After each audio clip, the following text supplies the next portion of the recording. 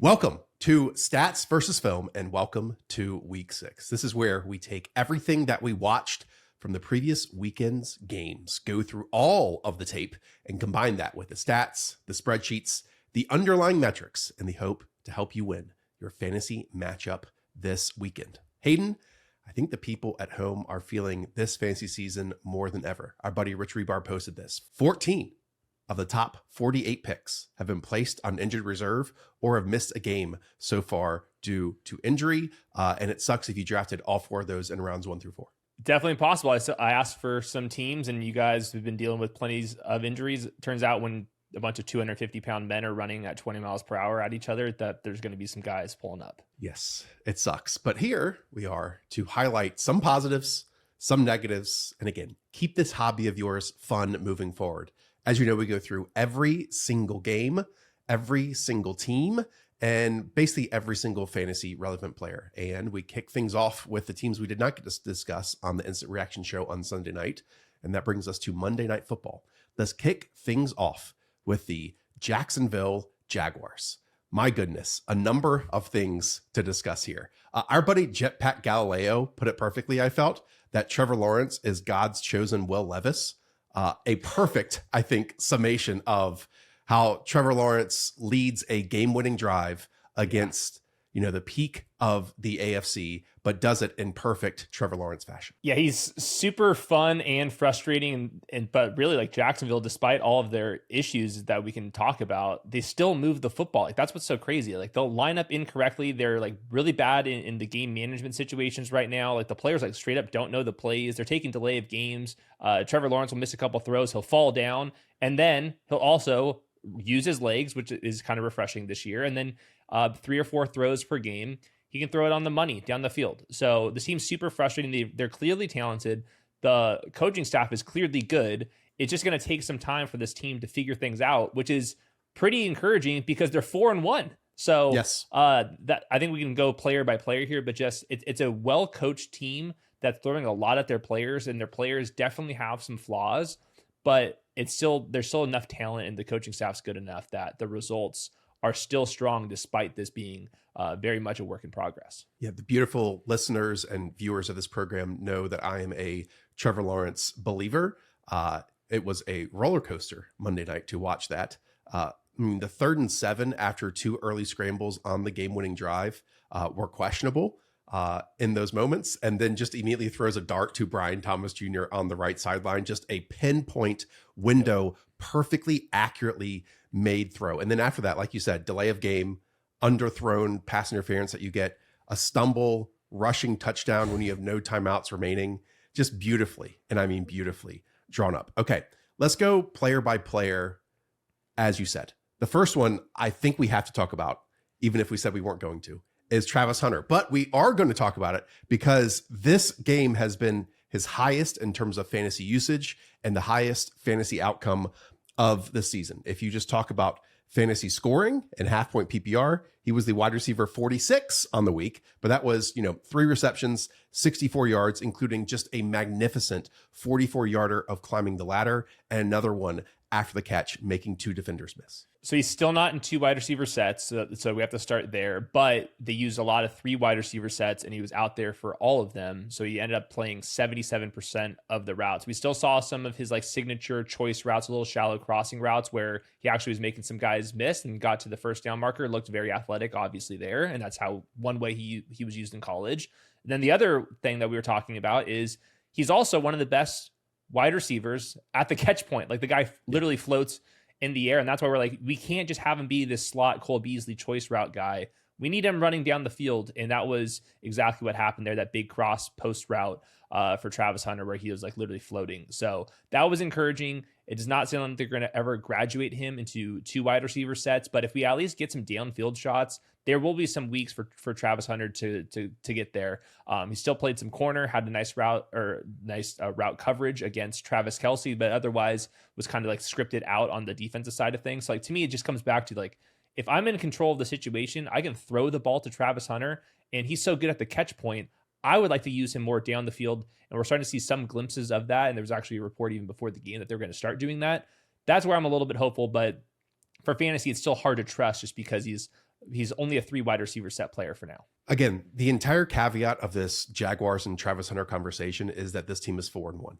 Like, that allows for, maybe some questionable pre-snap penalties or pre-snap confusion, as you said, to be glossed over and be like, hey, everything is okay.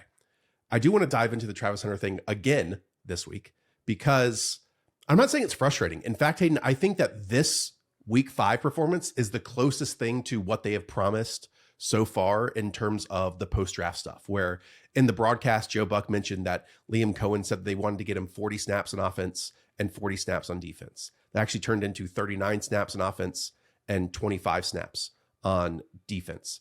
I think my confusion in this entire thing is, he started the game on defense and really played the first 2 series. Like you said, that pass breakup on 3rd down, that was fantastic. He's stuck in the hip pocket of Xavier Worthy.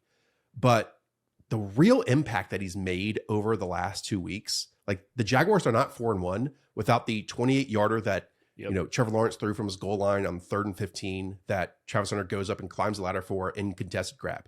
They don't win this game without the 44-yarder down the field that he comes up and gets.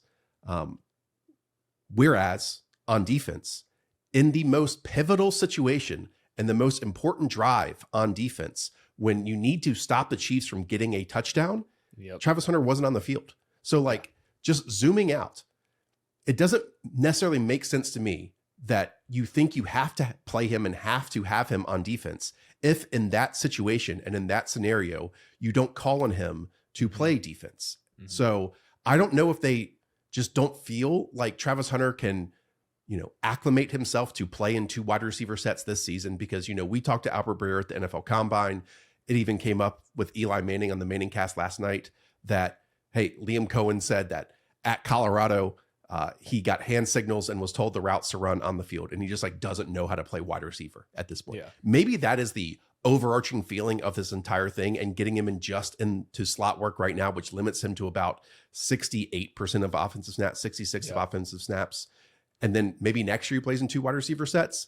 But man, just the impact he made on offense and what he can do and drive in and drive out and be one of, to me, a premier wide receiver in this league. Yeah. We're just getting that capped because, he's spending time on both sides of the ball at this point. And that's just frustrating, even though, again, I think he's an amazing player and the team is 4-1 right now. Yeah, no, for sure. And I think they're just playing the long game where they want to get him reps on both sides. But it is kind of frustrating that if you add up his snaps on both sides of the ball, it's equal to what he would have been if he just played wide receiver. And to me, I just think the impact is going to be bigger at wide receiver than at corner. And then also on defense, he was only playing on one side of the ball. So they're not giving him the entire playbook on defense either. So yeah, there's no right answer. They're obviously this is the first time we've ever seen this before. So they don't know exactly what they're doing. They're probably just experimenting, but it's so evident to me that he's going to be a very good wide receiver in the NFL. His ball skills and his fluidity are way too good.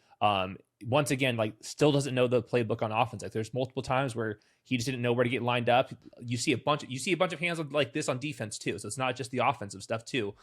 So yeah, they're struggling with him, but he's also flashing enough, making some plays on both sides of the ball. I just think that they can have a huge upside tandem at 1-2 punch at wide receiver, because Brian Thomas looks a little bit better. And Trevor Lawrence, his best throws are not the underneath stuff. His best throws are these drive throws down the field. They need to push the ball downfield more too. It's not just in the fourth quarter and the third quarter. Yes. They need to do it in the first and second quarter on top of this. I know. And then he's a cheat code on some of the screen stuff that they can get him going with too. So yeah, it's obviously the limitation is just the practice reps. But the signs are there. Long term, 3, 4, 5 years from now, he's going to be one of the best wide receivers in the league. I feel pretty good about that. Yeah. And again, this was the closest to what we were promised prior to the season. I just kind of wish the plan was for him to play in 2 wide receiver sets and not just be stuck in 3 wide receiver sets, because he can play 2 wide receiver sets. He can play outside. He did that at Colorado last year. So maybe we just don't know everything going on behind the scenes, but I do know with my eyeballs that Travis Hunter is a freaking awesome wide receiver and has a really nice ceiling there that I can't wait to see unlocked. And maybe next year is when he plays in 2 wide receiver sets. Okay, before we move on from the Jaguars, anything you want to say about either the Britton Strange injury? We don't know any updates on that. He left in the 3rd quarter, or I think in the 2nd quarter with his hip injury. And then obviously the running back position. So Weaves is telling us that Strange is headed to injured reserve, and that's kind of a big deal because he was kind of the like safety net in this offense. Like he was like the kind of guy that when they throw the ball to him, he was probably going to catch it, which is saying something. And he also knows where to line up. I do think that Brian Thomas turned a corner last night. He had 2 defensive pass interferences where he was just cooking the guy off the line of scrimmage. One of them was in the red area. He obviously had that huge go ball win against man coverage on that Trevor Lawrence throw down the sideline. I thought he had a great route, whereas versus outside leverage, he has to run an out route, starts inside, then crosses his face, makes a sliding catch. His athleticism, like once again, it's just too hard to ignore. So I think looking back at Brian Thomas's career 3, 4, 5 years from now, we're going to look back and be like, remember that weird September that he had where he couldn't catch anything?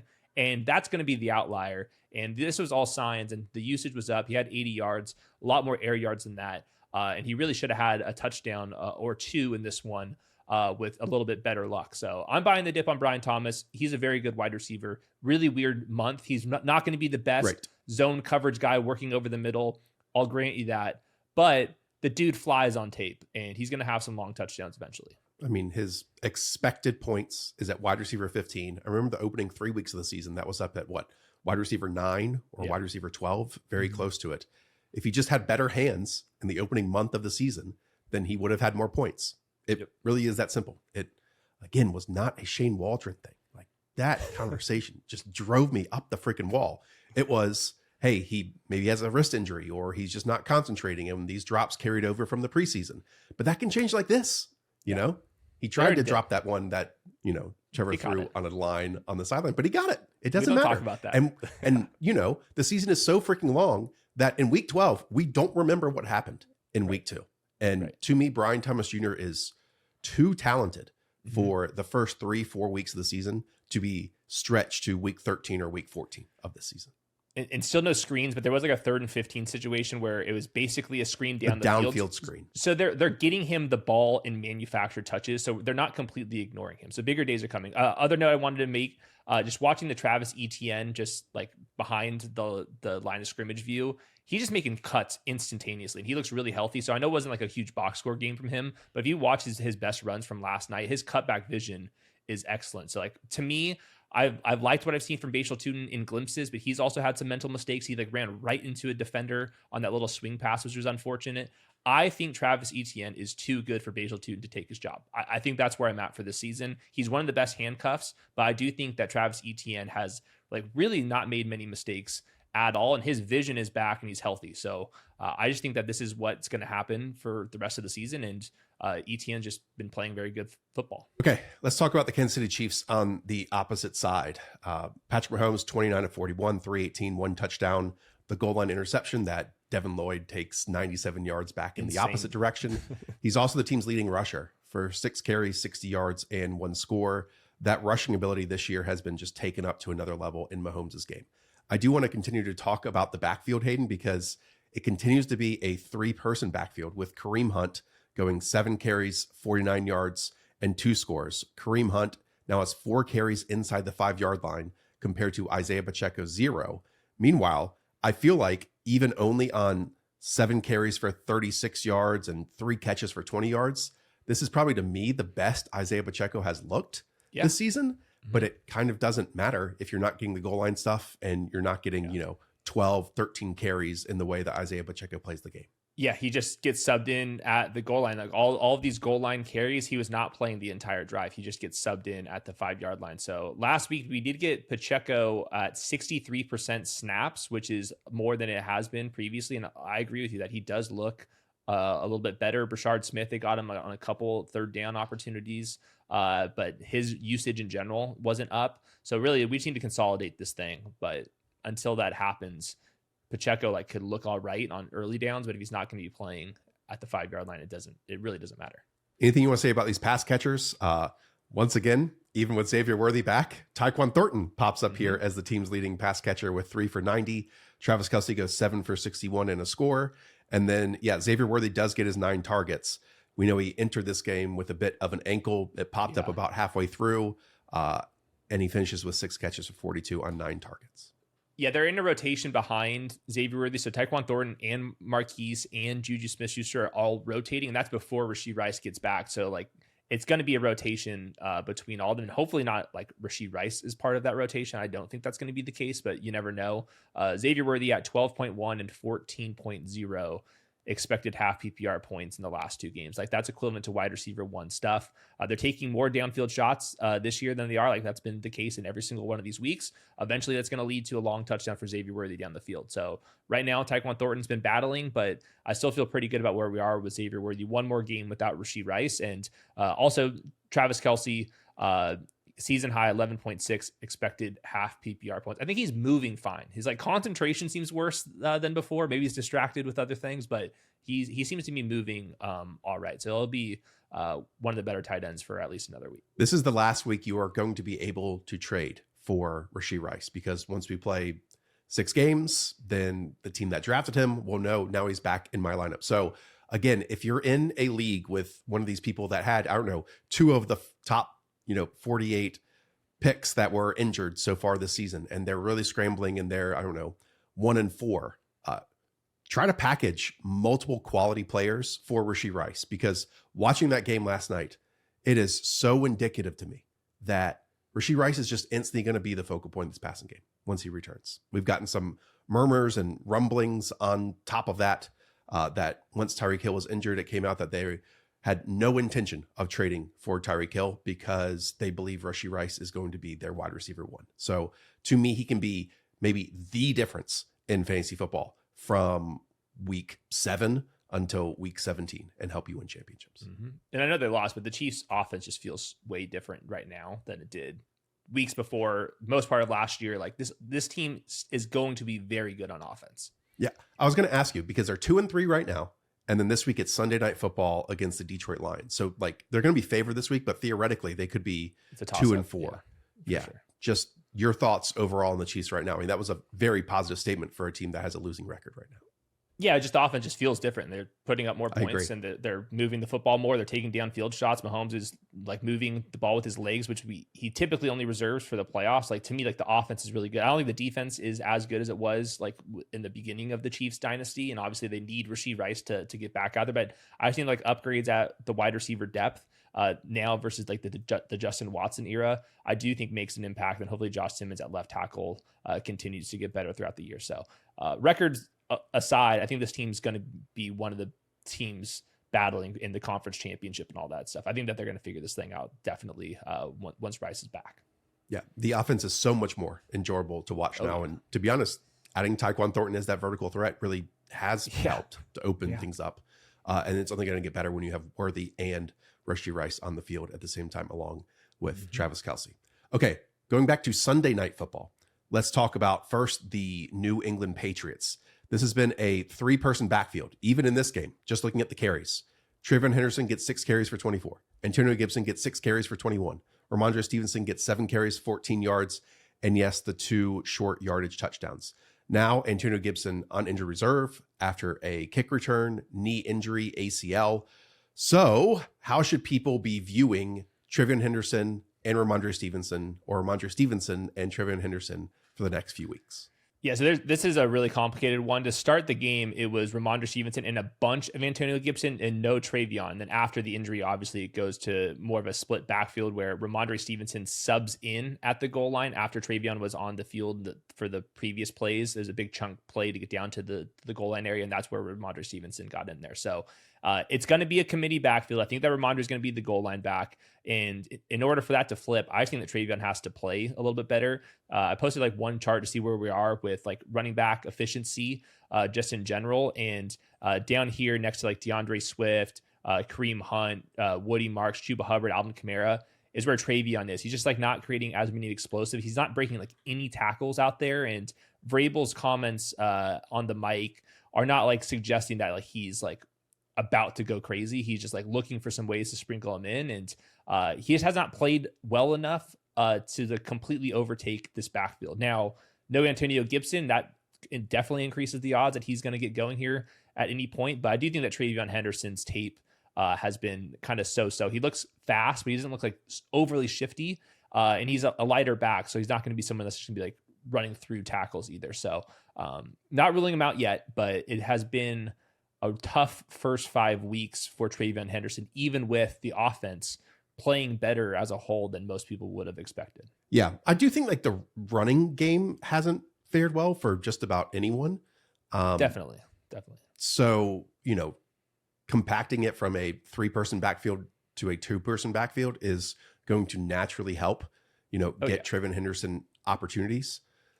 The other part of this, though, is, Mike Vrabel and rookies and Josh McDaniels and rookies, it's just oil and water a little bit. Yes. And sometimes you have to have injuries in order to get opportunities for that. So we will see. The passing game stuff, just like we called on this show last week in Stefon Diggs, certainly was a fantastic prediction in his 12 targets, 10 receptions, and 146 yards. Again, the prior week, he played about 61% of snaps because he didn't need to play the entire fourth quarter. And then plus a revenge spot. Again, very easy to paint the picture that Stefon Diggs, coming off a knee injury, was going to be slow played into the season in the opening 3 games. Even if we thought, because he practiced, the first snap of training camp, that he was going to be a full-time player. Now he is a full-time player and he looks freaking awesome. So I'm excited that Drake Maye has a legit go-to player in Stefon Diggs, and especially someone who can win versus zone coverage for him too. Yeah, they've had nobody to throw the ball to at wide receiver the entire season. So now that he's a full-time player, they're going to go crazy and use him like a true wide receiver once. If you only look at the last 2 weeks where he's been a full-time player, he's averaging 13.5 expected points. That's top 12 in usage. So, this thing is trending all the way up. I think he looks pretty good on tape. He was well ahead of schedule, dating back to the Memorial Day boat party situation. And I thought he looked pretty good on tape last year in a role where he's not asked to win downfield as much, but you can do all of the yards after the catch stuff within 20 yards. And they're going to take some chances down the field. Drake Maye has fully arrived. He looks extremely confident. This is a well-designed offense, very balanced everywhere. And the offensive line's holding up for the most part. So just a credit to Josh McDaniels and obviously Drake Maye taking probably the biggest leap out of any quarterback from last year to this year. And Steph Diggs is going to be the biggest beneficiary of that. So I would buy high on Steph Diggs. I think this is extremely real. He might be a top 20 fantasy wide receiver the rest of the way. Yeah, hopefully he stays healthy. The Patriots schedule to open the season, and it's why we were in on, drafting Drake Maye and others, was super light. They faced the Raiders, who they lost to in week 1. They beat the Dolphins, then they lost to the Pittsburgh Steelers and their defense, and they demolished the Carolina Panthers. And then here in their first big test, it's the Buffalo Bills. But it still stays pretty light. It's the New Orleans Saints and the Tennessee Titans over the next 2 weeks. Now, those games are on the road and they can get funky, but those are 2 games that they should continue to put up really nice points. So I'm happy with this. Stefon Diggs, even with the slow start to the season when he was playing about 50% of the snaps, is still the overall wide receiver 24 on the season. And in the last 2 weeks, that has equaled standings of wide receiver 21 and then wide receiver 5 so far. So, it's very difficult to trade for fantasy assets after their top game, but Stefon Diggs could be someone's, wide receiver 5 or wide receiver 4 on their roster. And I would feel fantastic about him as at least a flex right now. Yeah. I feel even better than that.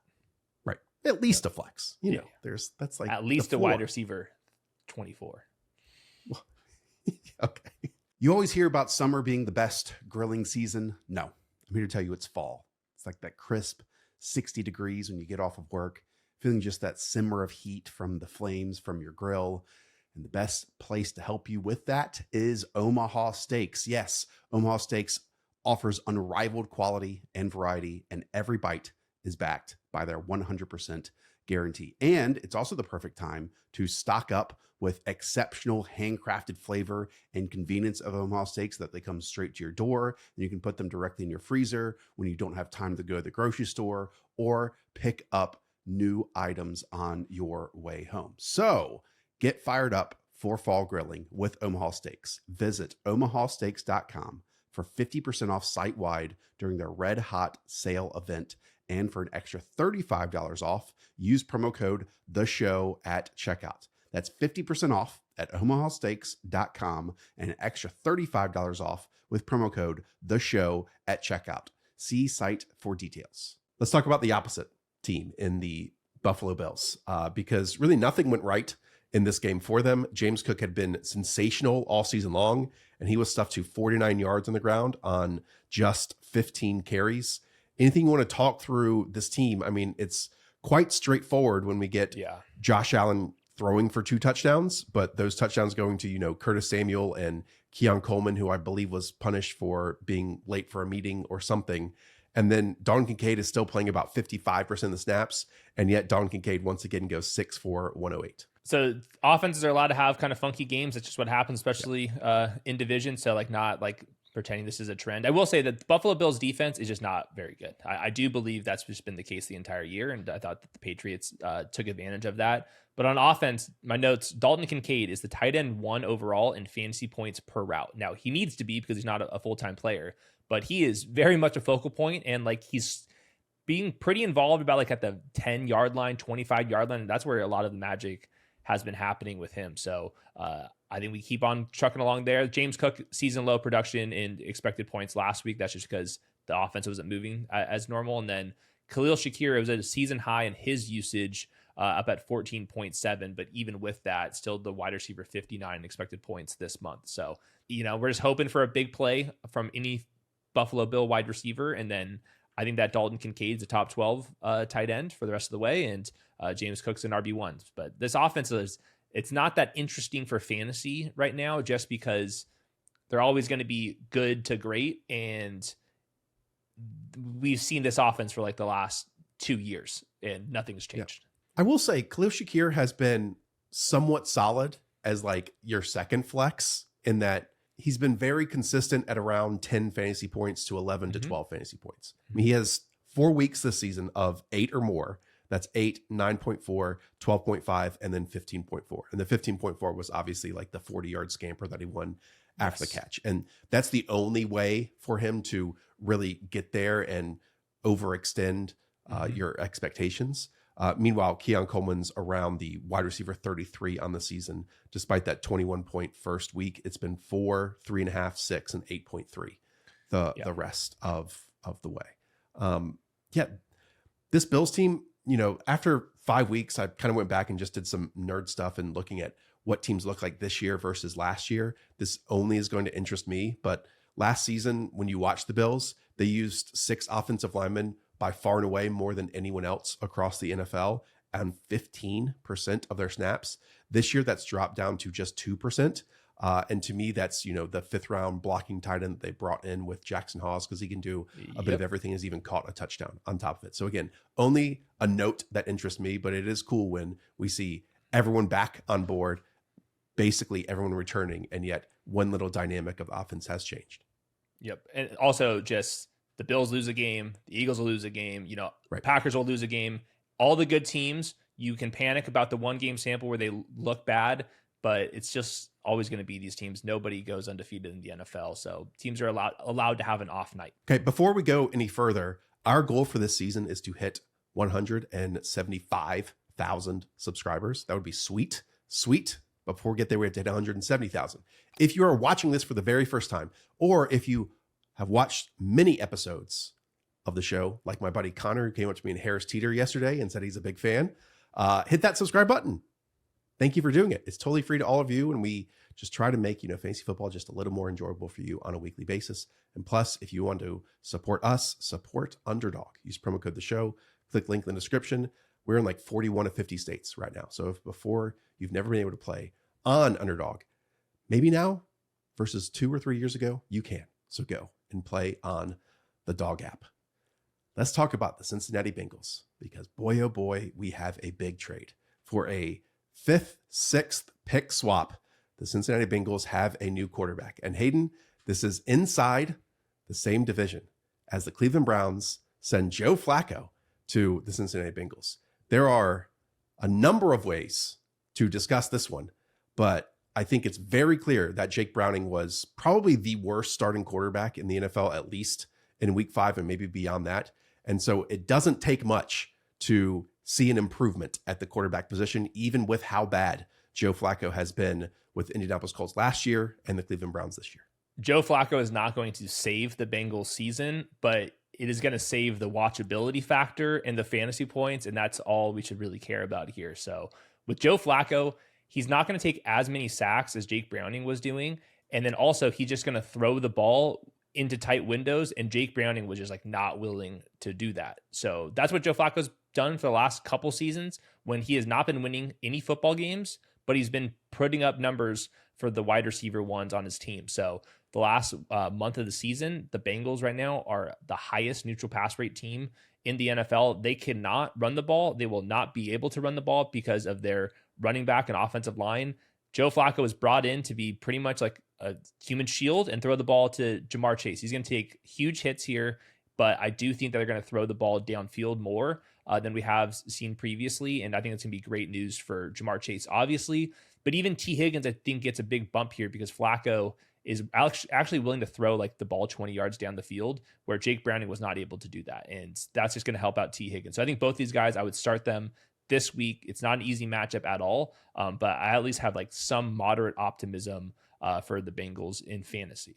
Yeah, I think you're going to see a bunch of speed outs at around like the 7 to 10 yard range, and Flacco hitting his back foot and immediately getting rid of the football.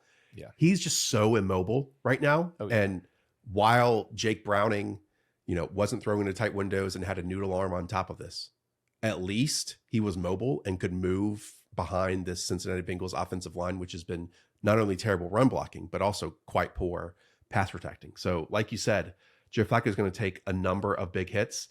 The fascinating wrinkle for this is that they face the Green Bay Packers in week 6, who are off a bye. So they're well rested. This is in Lambeau Field.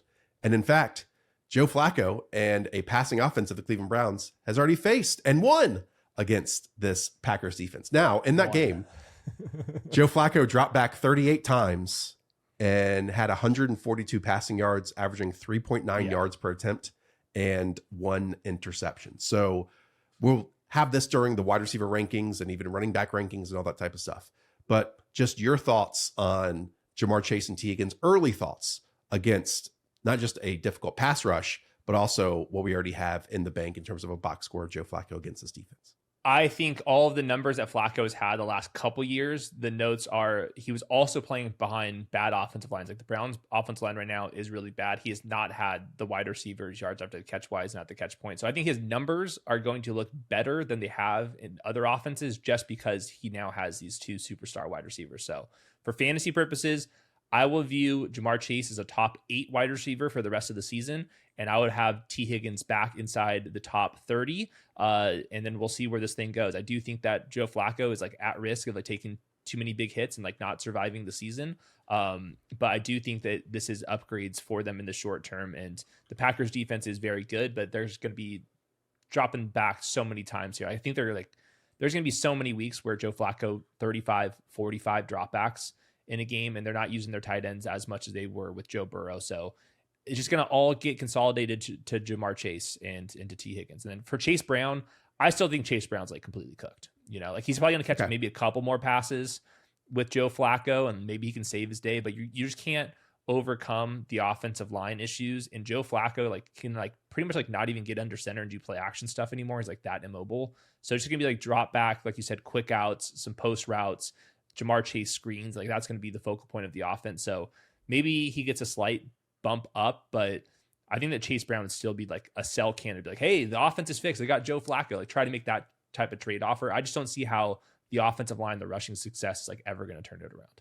The other part of this too is the AFC North is not what we all expected it to be. Yep. The Steelers are easily, if you put a pin in week 5, the best looking team at this point. Mm-hmm. And it's not like the Steelers have looked great so far this season. Yeah. So the Bengals have not ruled out Joe Burrow for maybe the final week of the season or once they reach the playoffs. And so if there's a sliver of hope for them to make the playoffs and get Joe Burrow back, and Joe Flacco gives you a half step in that direction or just a little bit of a bigger chance, then you make this move. Now, the other part is I understand doing a favor to Joe Flacco, but the Browns are probably pretty certain that Joe Flacco is totally cooked if they're willing to deal him to a division rival to be their starting quarterback. That just never happens in the league. Yeah. It's not a good sign for sure. But like you said, the that we're talking about with what this offense has looked like the last couple weeks is so low that even with that, it's still worth an offer. I do think that note though, the hope of Joe Burrow returning, the hope that they can sneak into the wild card, the hope that they can go catch up with the Steelers, even that alone is good for Jamar Chase and T. Higgins and these guys, because if this team was like, 3-14 or 3-12, like in going to the fantasy playoffs, who knows what would have happened in those situations. I think this team's at least going to be like, at least on the screen of in the hunt when we get to week 15 for the playoff schedule. And hopefully that's enough to keep these guys interested. I'll push a little bit back on the Flacco stuff where you were talking about it with the Browns, that was a terrible offensive line. And because to me, this defense is so much worse than the Browns one. And so like even this game against the Packers that they played earlier this year, they were doing absolutely nothing on offense. The only way that they scored a touchdown was because they got the ball on the 4-yard line because of an interception. And you're just not going to be in those situations with the Bengals now. Like this Bengals defense is atrocious. So you go from a new situation with better wide receivers and better skill players to one that, hey, now every drive like has to mean something early in games, because you're not going to be in games in second halves if you're not scoring points early on. They will have so much garbage time production now. Like even with one final thing, this isn't going to surprise you.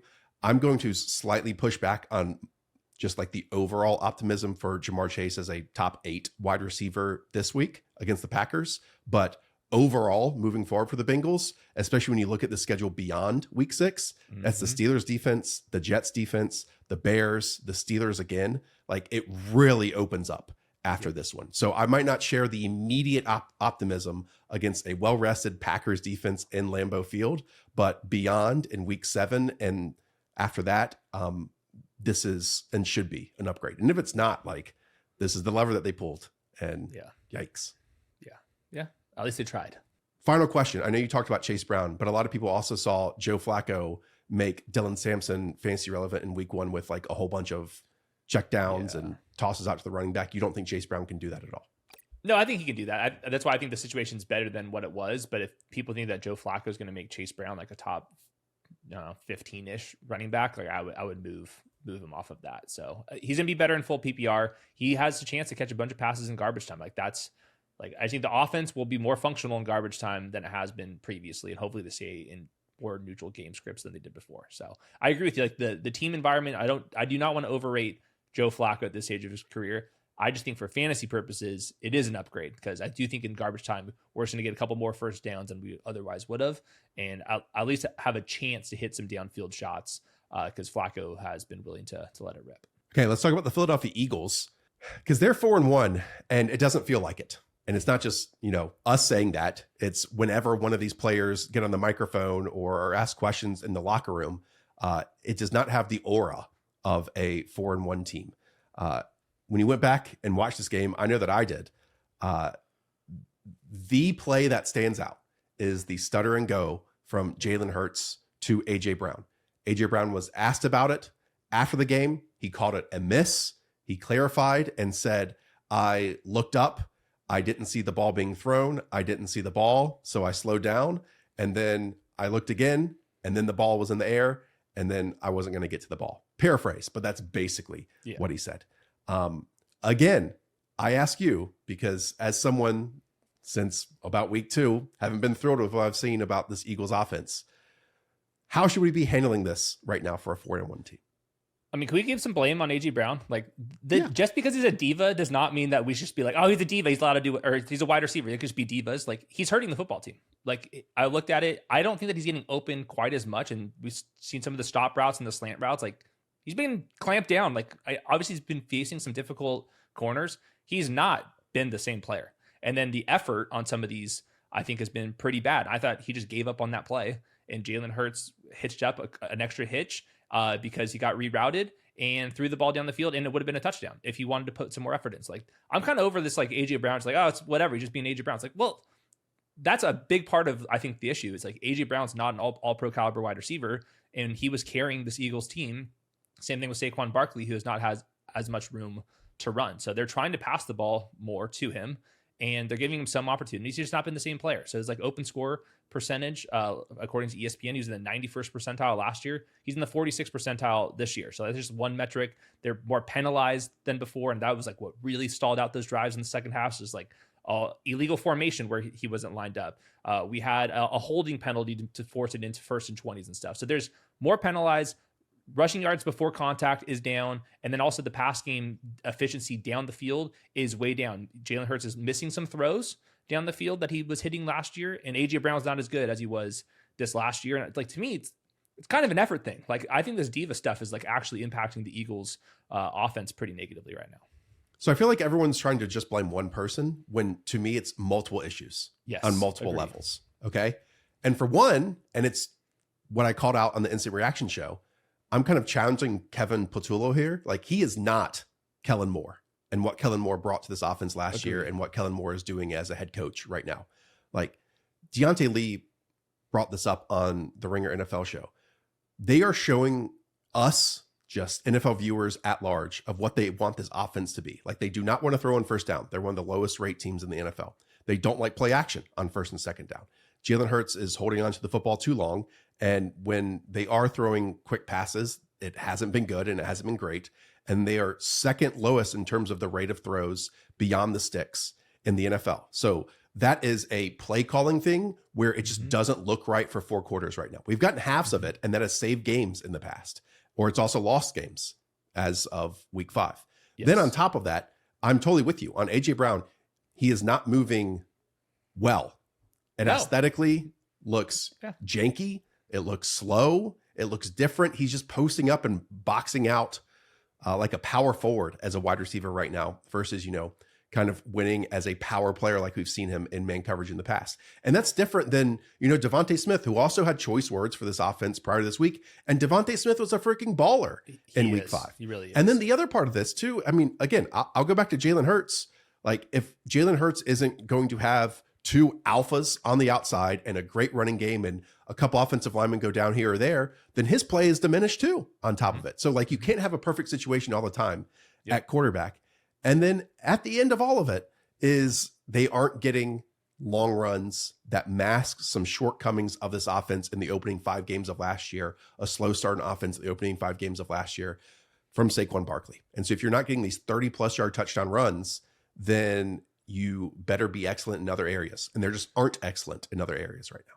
Yeah, I think that credit to Devontae Smith. He's the one guy that I just keep in Dallas Goedert too. Like, those 2 guys are just always on the money, very professional. Jalen Hurts, also a professional. He's just not as accurate down the field this year, which has been a big bummer because when Jalen Hurts, like, historically has been one of the best downfield passers, and this year it's just not been the case. You mentioned some of the balls that went out of bounds. Last year, those were just 60-yard touchdowns. What I have noticed every single week, the Eagles in neutral situations have decided to pass the ball more and more and more. And I think that's just a function of they don't trust this offensive line as much in the run blocking department and the yards before contact, like you mentioned with the Saquon Barkley numbers.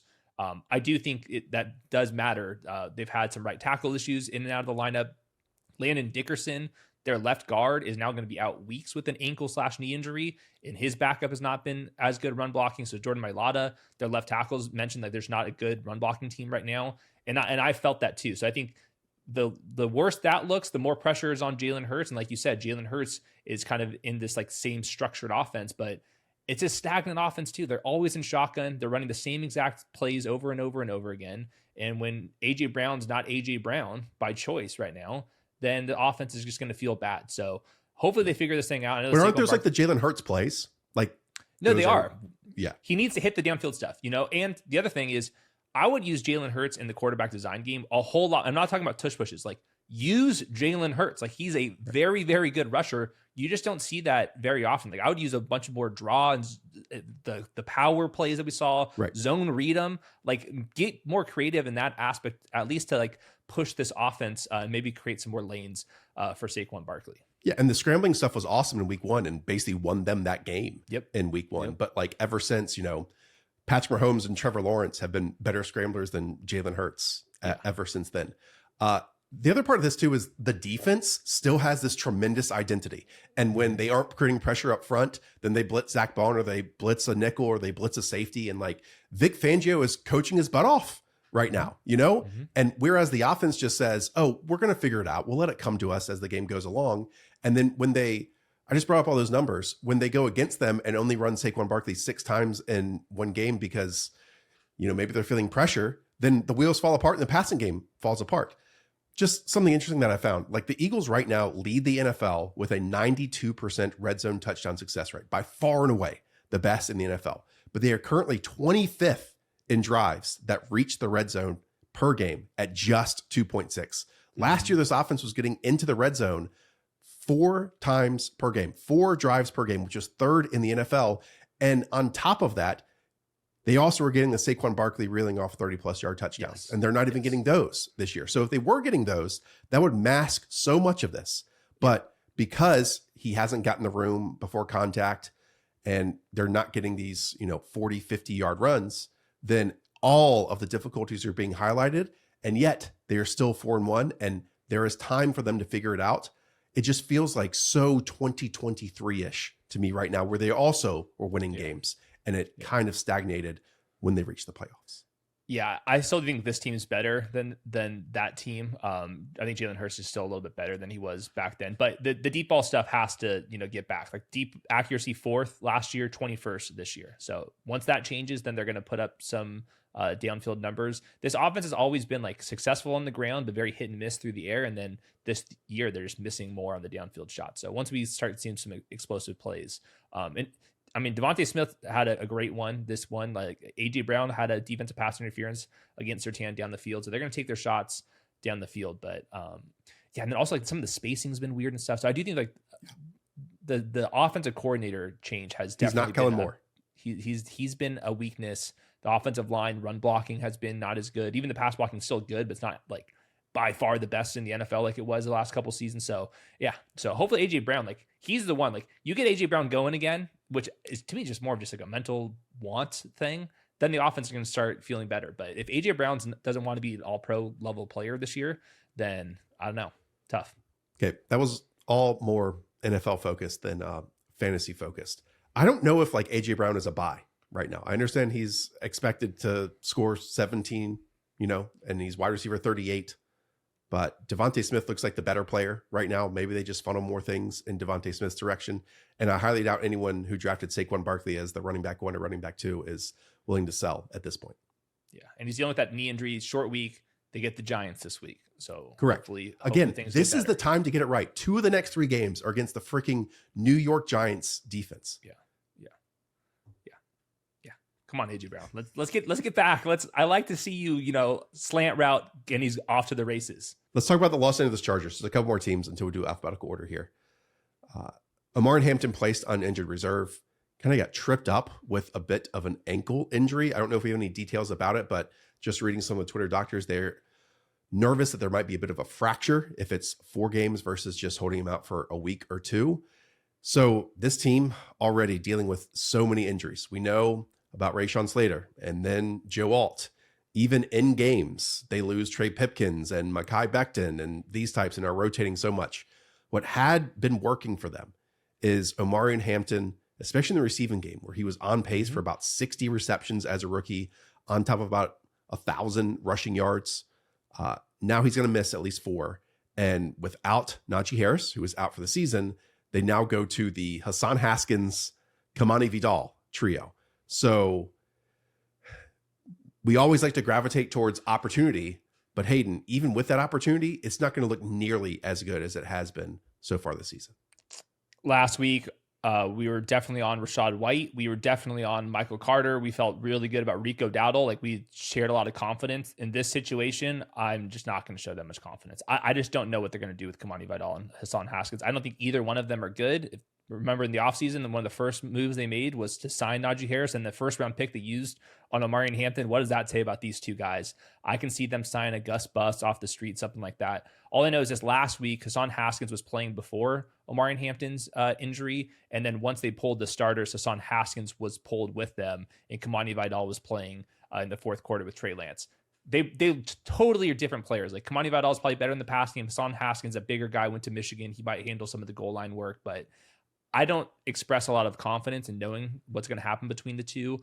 And I just think that what's going to happen is they're just going to put a lot of pressure on Justin Herbert, who's still taking a bunch of hits, like 40% pressure rate on him. And they're probably just going to have to pass the ball even more than that. So yeah, I mean, last year without a legit starting running back, there was an era where it was just like we weren't playing any Charger running back in fantasy. And I can see that just being the case for the next couple weeks.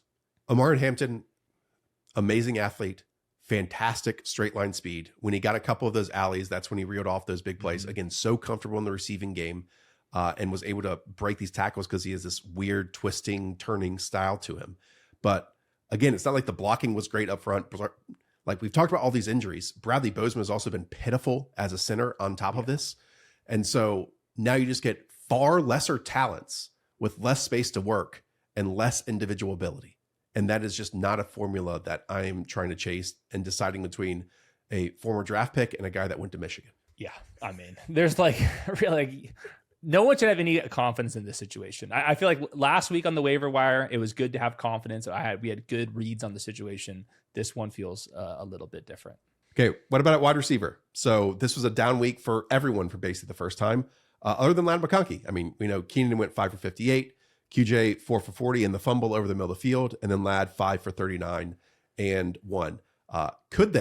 Would they lean even more into the passing game here? Yes, but what if they do and it's like at 24 points per game versus like the 30 that they were flashing? So they're still second in neutral pass rate. I don't think anything's going to change. It's just now they're not going to have as much downfield success because of their offensive line issues. So I guess it's good for Keenan Allen and Ladd McConkey, who've been used underneath a little bit more. So last week, Quentin Johnson, it was a season low in usage for him. Ladd McConkey found that spot in the end zone, but there weren't like manufacturing touches to one player versus the other. It's going to be the standard drop back game, and just whoever sits there in zone coverage the best and cleanest is who's going to get the ball. So I do think for the next week, I will be ranking Ladd McConkey the highest, just because I do think that the offensive line issues and lack of run game, I do wonder if that's just going to funnel more little hitches, shallow crossing route, quick out routes, slant routes to the player who's best at that. And I think that is Ladd McConkey. So all of them will be ranked they're all starters. So it really just comes down to pick 'em lobby DFS stuff. But I do think that Ladd McConkey is probably going to be my top receiver this next week. We'll talk about one of the split backfields now that change it up in week 5, because we've got 3 more games of the Arizona Cardinals backfield between Michael Carter, Bam Knight, and Emari Demercado. Michael Carter played 57% of snaps, including the opening 15 overall, and started 8 drives in this game. Bam Knight, 16% snaps, started the 4th drive and 2 more after that. And then Emari Demercado basically kept the same role that he had previously, just like we suspected. 28% snaps, all hurry up, started 1 drive and had that 1 fumble, and got contacted by his head coach on the sideline, who later apologized to him in person and in a press conference the next day. So anything you want to add to that Cardinals backfield right now? Yeah, this is pretty clear cut. Michael Carter leapfrogged everybody, and I don't think that's going to change. I will say for the Cardinals, they put Tip Ryman on injured reserve, going to miss the entire season. That's kind of like a 6 offensive lineman, and tight ends have a big role in the ground game. So this is already a bad offensive line, and now their like pristine run blocker is now going to be out for the year. So I think they're going to pass the ball more. Kyler's going to look better in fantasy. Trey McBride and Marvin Harrison are going to look better in fantasy. And then Michael Carter, whenever they do get to the red area, he's going to be the guy. So this last week, it was a good week for Michael Carter in terms of usage. I don't think it's going to go anywhere. I am worried about the efficiency. So 15.4 expected half PPR points last week for Michael Carter. He will be a top 25-ish running back for me this next week. This might be stupid football brain, or maybe Galaxy football brain. I do think the Tip Ryman injury is a big deal, because I agree. This Arizona Cardinals team over the last 2 years since they drafted him, maybe that was just last year, really leaned into 13 personnel was one of their best sets, just overall success. And then in their 12 personnel stuff, he's the blocker, he's the inline guy, and that also frees up Trey McBride to be the primary pass catcher for this team. And then their third string tight end in Elijah Higgins is a former, I think, college wide receiver turned tight end and is more of a pass catcher on top of this. So there's no one-to-one fill in here for Tip Ryman that kind of allowed them to do some cool, again, tight end stuff from the Kevin Stefanski tree to now Drew Petzing. And then, on paper and it overall was a really solid, productive day for Marvin Harrison Jr. with 98 yards on 4 or 3 receptions. But then I went back and watched all those, and Hayden, 79 of those 98 yards were in the first 10 minutes of the game. So 3 quarters plus 5 minutes, they only got Marvin Harrison Jr. one more catch. So they are still struggling to find ways to get him the football in all 4 quarters or in both halves. And when you are like seeing the scoreboard change, when you can tell on offense that you are struggling and we just got to put one drive together to seal this game. I know some other things happen on top of that, but like as an OC, as a play caller, it should be, hey, we got to get our guys the football. And again, they are still struggling to make Marvin Harrison Jr. one of their guys on an every quarter basis right now. He's the wide receiver 33 on wide receiver 36 usage this month. I mean, that's just kind of where he feels like he belongs. Like he's a decent outside wide receiver with some limitations, and they don't get him involved in the manufactured touch department. Do want to note, just because if we're talking crap on the run game as we should, the defense is lost a lot of pieces, and they're fine to bad. This team, I think, is just going to have to pass the ball a little bit more. Kyler Murray's got that foot injury, so we'll see if he scrambles more, if they're going to actually just sit there like in the normal drop back game. So I do think that Marvin Harrison and Trey McBride are actually good buy lows. But I'm just kind of over like pretending that Marvin Harrison is going to like turn into some like rock star freakazoid wide receiver. Like he this is just the same limitations for 2 straight seasons. So he's obviously massive, and I like him on some crossing routes. So he's going to have some big moments, as he should. But he's not like this superstar talent. I just think he's kind of limited. And I think that the lack of targets and how like in and out of the lineup he is, he's more like kind of like George Pickensy, than like some established go-to set it and forget it wide receiver one on a real team. I'll end on a positive. The contested grab that he had down the field was great. Yes. And he wasn't making that as often last year. And then I've seen at least 2 timing back shoulder sideline catches this year. And those were, again, a miss every single time they tried it last year. So some things are improving, but it's still not there after a season plus 5 games that you want from Drew Petzing. I know a bunch of Cardinals fans are just over it with this coaching staff right now. Just over it.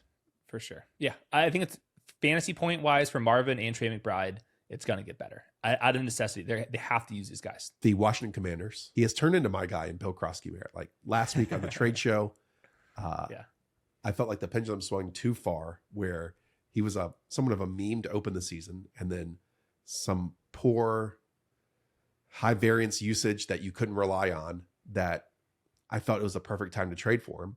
And then on 28 snaps, he has a gain of 28, 27, 15, 15, 12, 11, and 10 yards. He finished with 150 yards and 2 touchdowns. His movement, his cuts, his base, they're all so much fun to watch.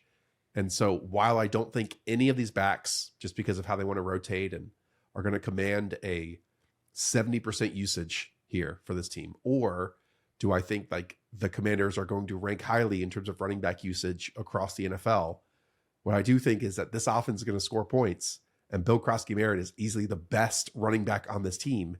And he's not just a big body back.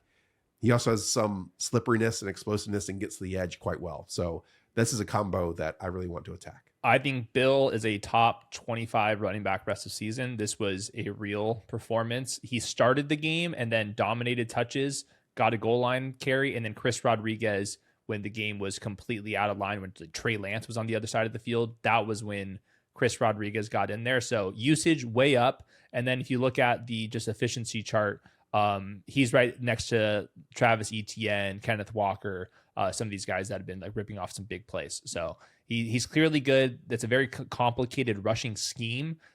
Cliff Kingsbury kind of ate Jesse Minter's lunch down the red area, manipulating some wide open touchdowns for Bill. But well-coached team with explosiveness and coming off a season high 11.3 fantasy points. So I think that he should be running back 20, 25-ish rest of the season. They're a little bit limited just because they have a little bit of a rotation, and we never see him on passing downs, and Debo's going to get in there, and Jaden's going to get in there. But the signs are there. Like, the Bill stuff's going to get serious for the rest of the year. Let me ask you this question. Would you rather have Bill or Cam Scatterboo rest of season? Probably Cam, just because that boy just catches so many passes. I'm Bill. Point differential, I think, is going to be massive for them moving forward. Like, just this week, for example, against the Chicago Bears, Commanders are projected for 27.25 in comparison to the Giants 16.5.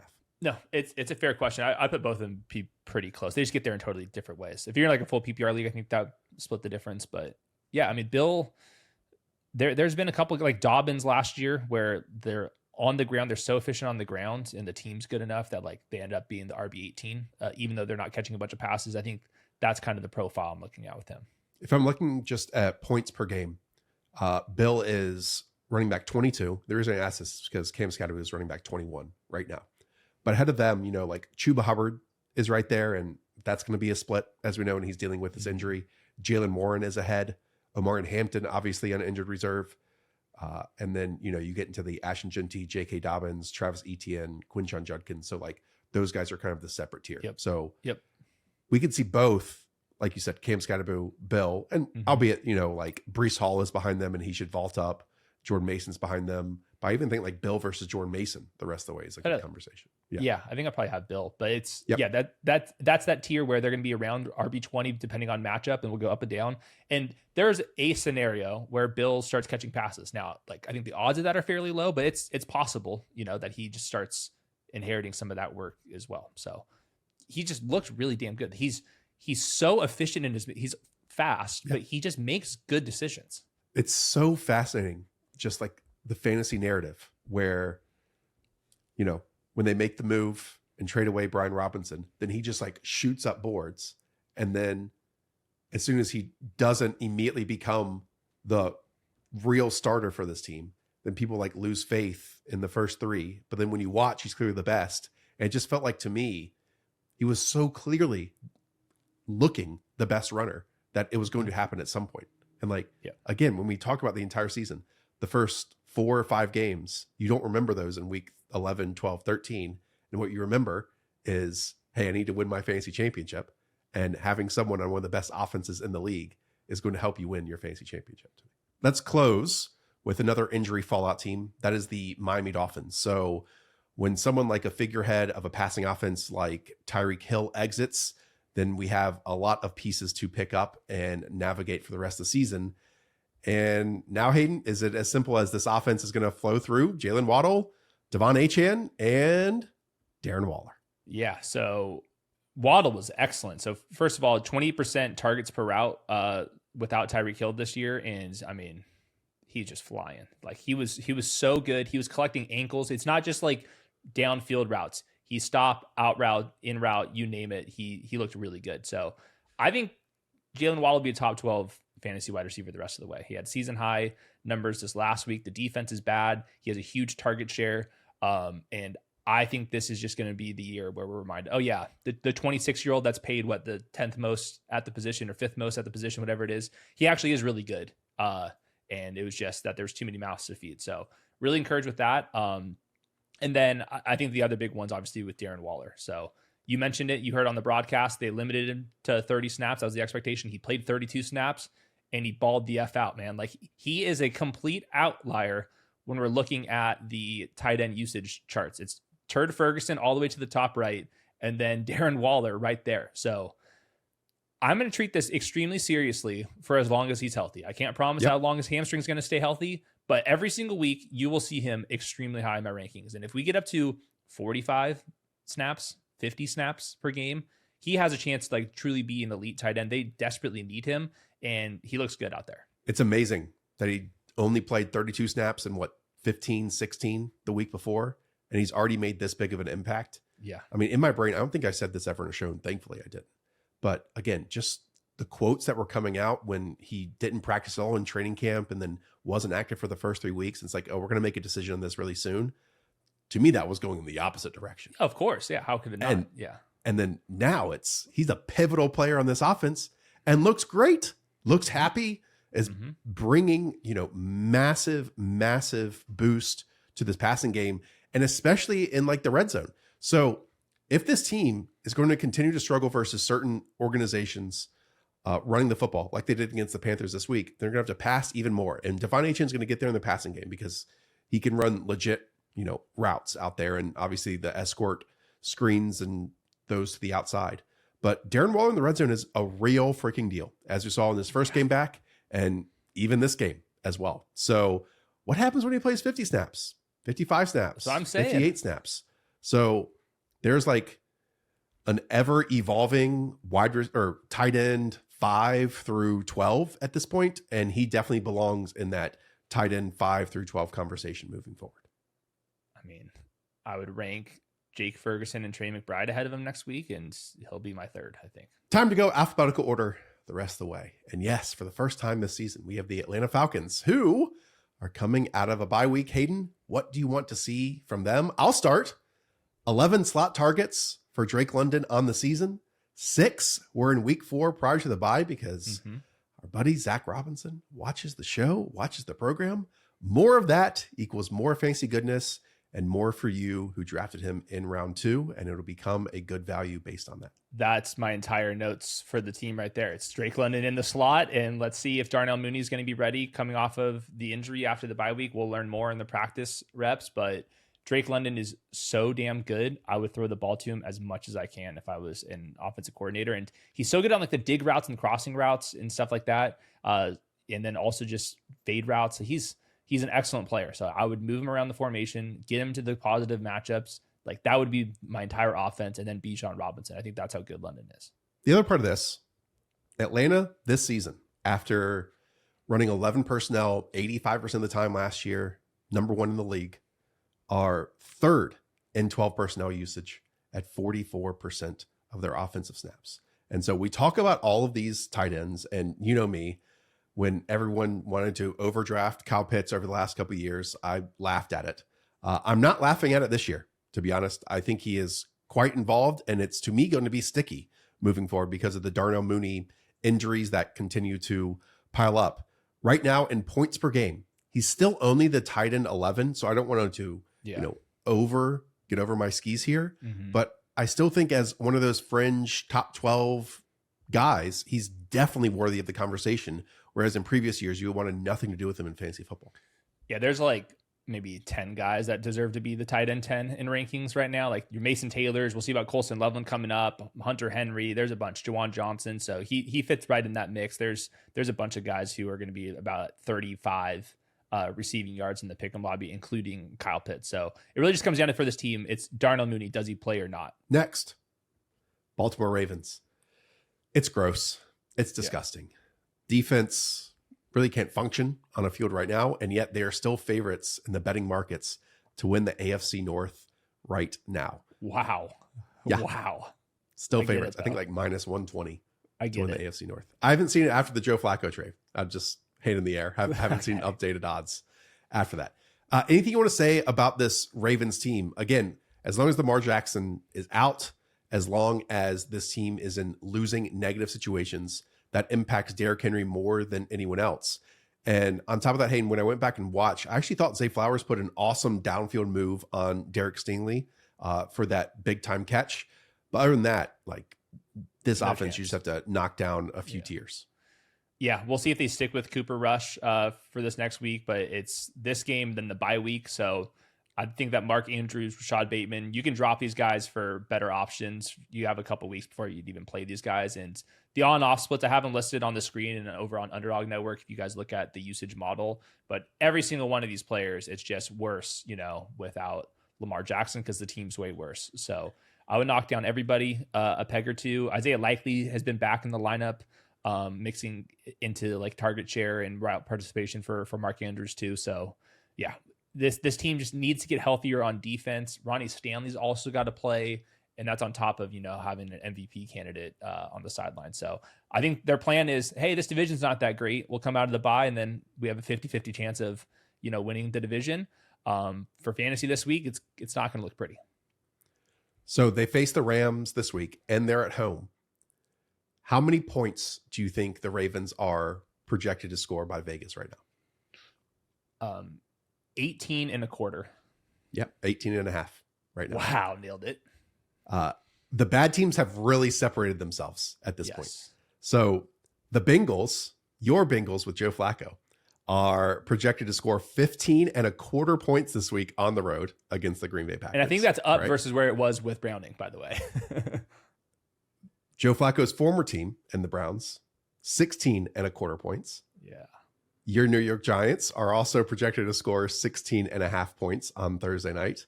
And then, we have some 18 teams with like the Titans, the Jets, and the Baltimore Ravens on top of that. Yeah. Whew. I mean, this happens every year, but it's when it hits you on October 7th, it hits different. It's some brutal stuff. Meanwhile, a team that's projected to score 23 points this weekend, that is the Carolina Panthers. I think the big conversation after, a dude puts 200 rushing yards on an NFL field, which is rare in today's league. When you talk about Rico Dowdle, because, this news really didn't break until while we were doing our running back ranking show on Wednesday. He is clearly the most talented, healthy running back on this team.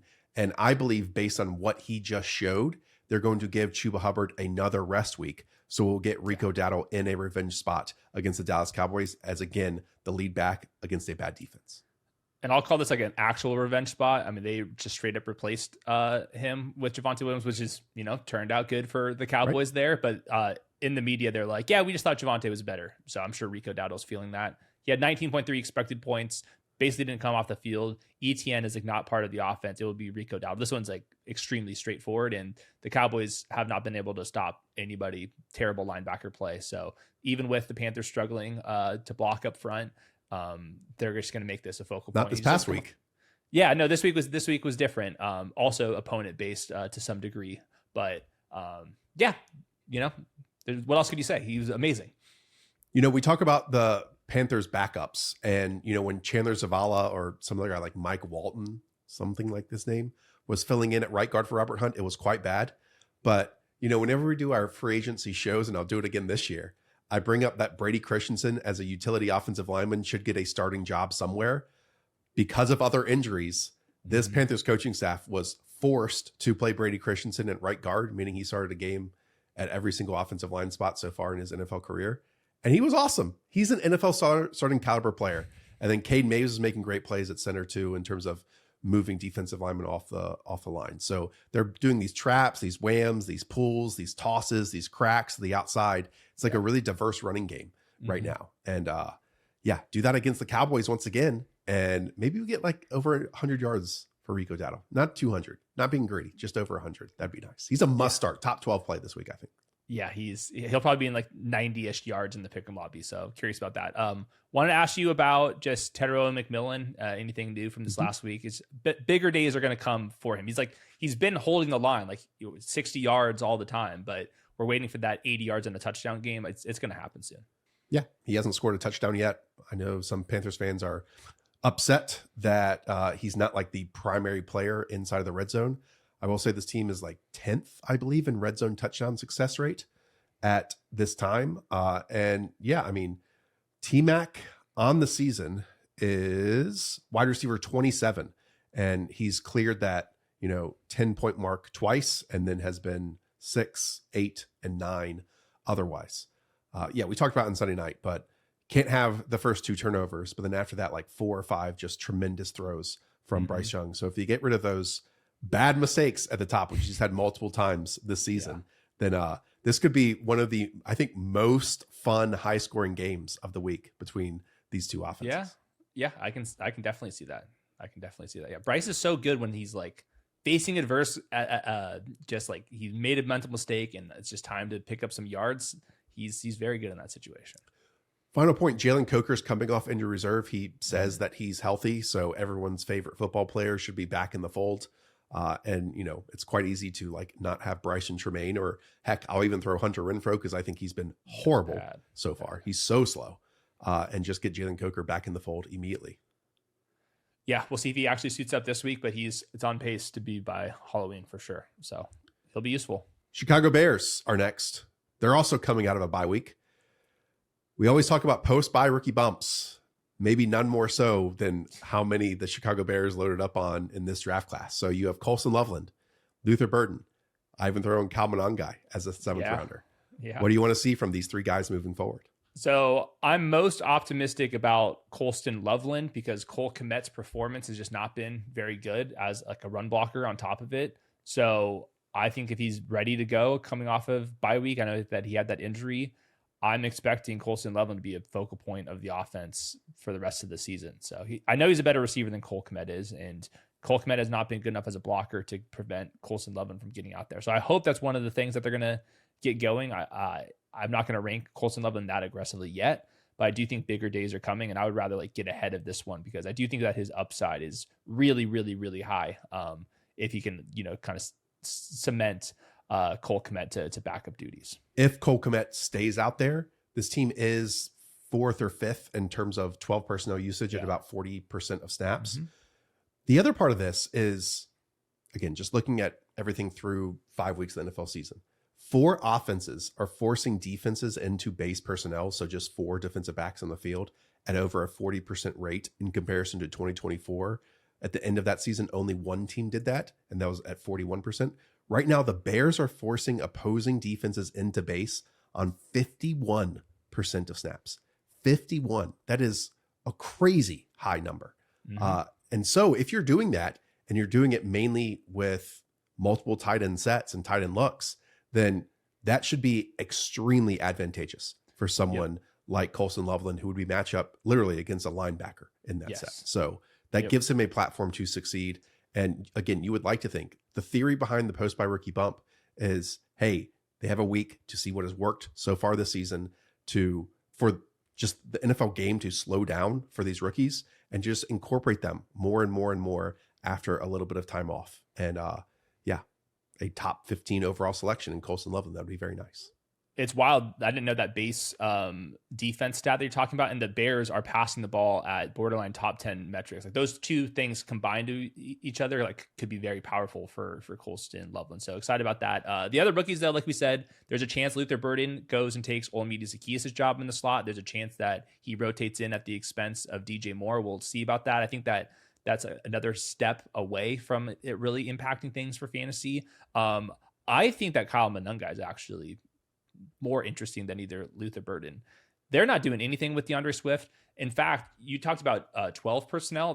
The Bears are also doing this thing where they have 3 wide receivers and 2 tight ends and no running back. And then they use DJ Moore either in full spread or they'll put him at running back. So these are all signs to me that they're not loving what they're getting from the run game. If anyone has been paying attention, nobody feels great about it. So I do wonder if Kyle Monangai is going to mix in their day 3 pick. But even on the broadcast, the reporters are just talking about, hey, like talk to the coaching staff. They're interested about this Kyle Monangai kid. So hopefully in post-bye rookie bump, he can be one of these guys. He had 1 true pass pro rep in week 4 and absolutely nailed it. And that was a major issue of his in the opening parts of the season. Yeah, It's not for a lack of effort to not get DeAndre Swift going. It just hasn't gotten going because he's running into a wall and then doesn't win on contact. If he gets blown on, he falls down. Just to ask you to go up to what Rome Odunze has done so far this season. I mean, among all wide receivers, if we're looking at points per game, Rome Odunze is the wide receiver 4. If we redrafted at this moment, Hayden, would you select Rome Odunze as a top 12 fantasy asset? He would be right there. I think that he's like this very similar profile to the second rounders that we were drafting, like the Ladd McConkey type of tier. I think that Drake London. Yeah. I think those guys are a little bit more proven than Rome Odunze. But Rome Odunze's these big dig routes, some post routes, some comeback routes, some just back shoulder fades. That's the kind of X wide receiver profile that we're looking at. He's not involved in the screen game because they have other guys to do that, but he's the focal point in the standard drop back game. Like if you remove the screens from it, he's got like a 30% target share. And shout out to Caleb Williams, who's, now like actually pulling the trigger and making plays, where last year was a little bit more hesitant on that. So as Caleb Williams sees the field better, Rome Odunze is going to get even more involved because he's actually the first read target on a lot of these things.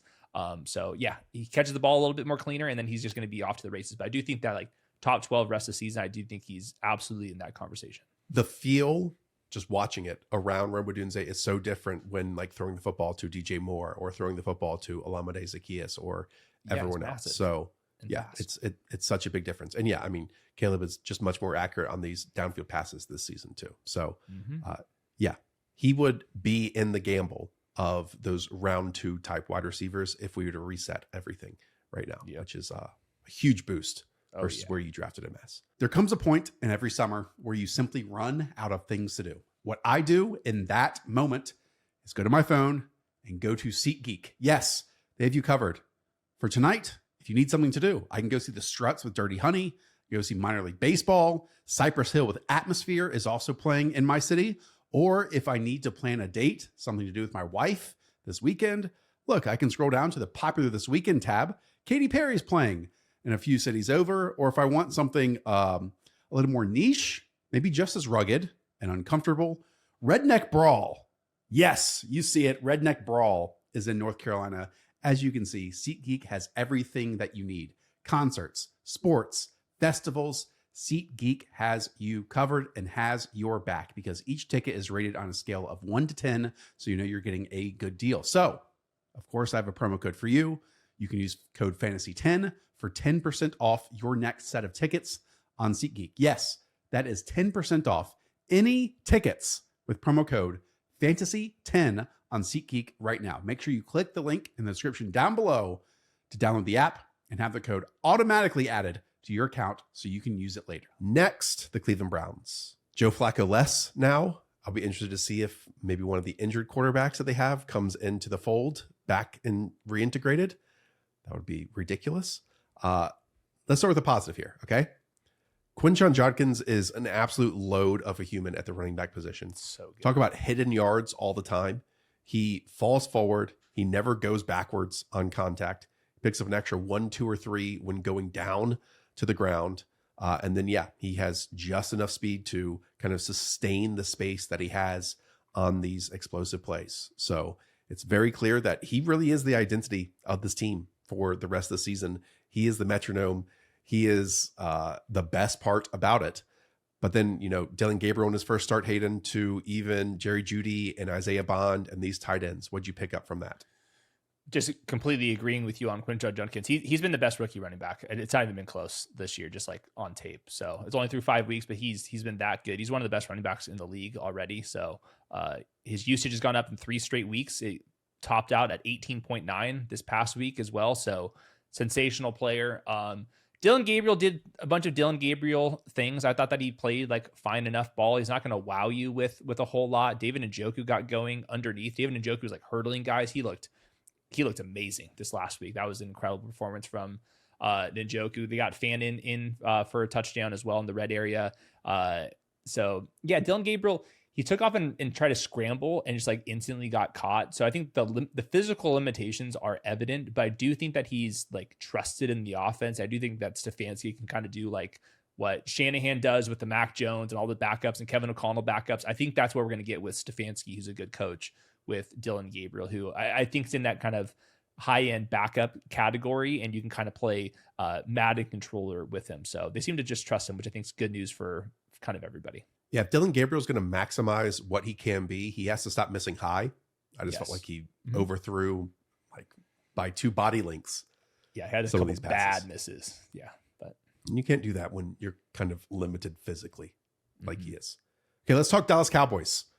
So heading into week 5, Ryan Flournoy had 14 catches, 137 yards in his NFL career. Then in week 5, he caught 6 passes on 9 targets for 114 yards, including a 46-yard gain, a 40-yard gain, a 39-yard or 3rd and 9 conversion, I should say. So, these names pop up, Hayden, but when attached to really good offenses that are searching for a secondary pass catcher, I should say tertiary, opposite George Pickens and Jake Ferguson. I think we can allow ourselves to get a little bit excited, but is this also just kind of the third name rotation and none of these guys are going to stick until CeeDee Lamb comes back? If we had a prediction market for which Cowboy you would have brought up first on stats versus film, Ryan Flournoy would have been a big time dog. So he had season high 12.1 expected points this last week. They're, I think, 5th in wide receiver usage this month. They're trying to figure it out without CeeDee Lamb. The ground game was fantastic. I do think he was a product of Sauce Gardner was like actually traveling with George Pickens, like into the slot everywhere in his hip pocket with safety help for a lot of that game. So the opportunity was there for Ryan Flournoy. I also think that Jalen Tolbert could have done something. So I guess like DFS punt play, really deep league. You got a bunch of injuries. He might make it into my top 50 this week. I mean, just, the reason I'm asking is 7 of his 12 targets so far this season have been out of the slot. And then if we just look against the Jets, his 40-yarder and then the 3rd and 9 conversion were both out of the slot in this game. And so if he's going to be like more of the primary slot player where CeeDee Lamb he does most of his damage there. Yeah. I'm not saying he's CeeDee Lamb, but just like filling in for that because Jalen Tolbert's not going to fill in that area, and like if Kevontae Turpin's not going to play the slot all the time, then maybe he rotates. Turpin was out with yeah. So we that's probably why. I'm trying to answer the question of why did he pop up for this much production? And it's because Turpin was out. Yes. So we'll track that and I'll have a better idea with ranking. So thought that was exceptional. Okay. Now to the main events. You can talk about both the guys. Okay. Jake Ferguson's just, he's breaking my graph. So you have to zoom these graphs out. I literally have to change the X and Y axis to fit him in there. His on-off splits with CeeDee Lamb have been crazy. So to put some numbers on that, 13.6 expected points without CeeDee Lamb. That was at 10.9 with him. So, and he's been like even getting the ball more than that and actually being efficient with it. So yeah, it's not a fluke. Like he's a very trusted player in this offense. Dak Prescott's playing out of his mind. Javonte Williams is playing out of his mind. It's like no longer just like an interesting story. Like he actually looks good. Like he's breaking off big runs now too. So, and then George Pickens, that was a very difficult matchup. I'm not sure if you went back and watched the tape of that, but that was an impressive game from Sauce Gardner. So the fact that he was still able to beat him over the top was very good. And I'm hoping that, I don't know who they're playing this next week, but I'm guessing it's just not going to be as difficult of a matchup for George Pickens. And he's right now the wide receiver 4 and wide receiver 6 usage this month. So he's already paid off his ADP, I think. Facing the Panthers. We already discussed this on the road. Oh, that's right. In Carolina. That's right. Some fun cornerback matchups in that one too, because JC Horn, JC Horn doesn't necessarily travel. So whenever he lines up against Mike Jackson, that should be a really, really nice matchup here for. Next up is the Denver Broncos. I'm going to lead off with another random player here a little bit. So I go through and look at all these pass catchers and also rushers in the critical areas where, 75+% of touchdowns are scored inside the red zone. Troy Franklin has the 2nd highest percent of red zone target share, team target share in the NFL. Now, that is 7 total targets, whereas I think number 1 has 10 so far this year. But, that kind of is a standout to me where we are searching for not necessarily someone to depend on a weekly basis, but Troy Franklin, ever since, week 2, has popped up as the other wide receiver other than Courtland Sutton. Now, that can be a roller coaster based on what Sean Payton calls, if we're getting design stuff to Marvin Mims, if Bo Nix is playing well, all this type of stuff.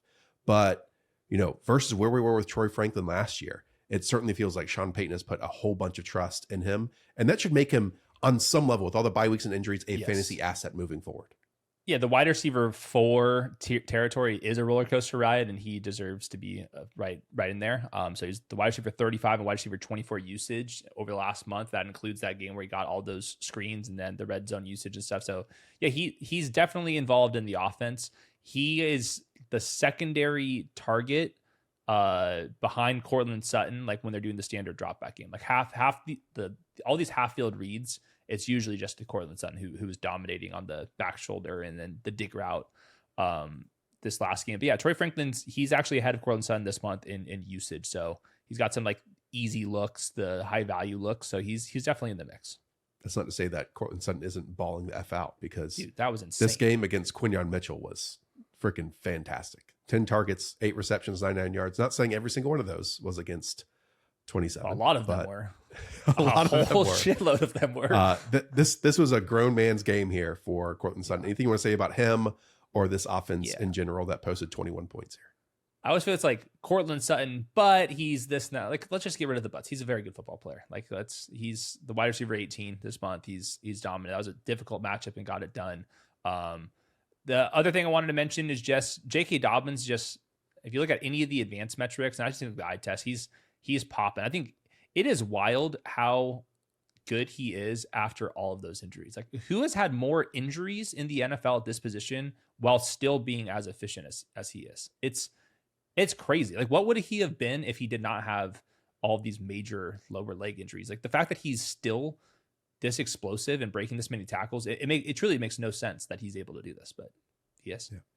Putting J.K. Dobbins after all that in the speed demons category is fascinating. Yeah. I mean, he was awesome last year in the opening 3-4 games of the season, then picked up like that knee twist or something on top of it and came back and, was more of a volume player, but he's been very, very good.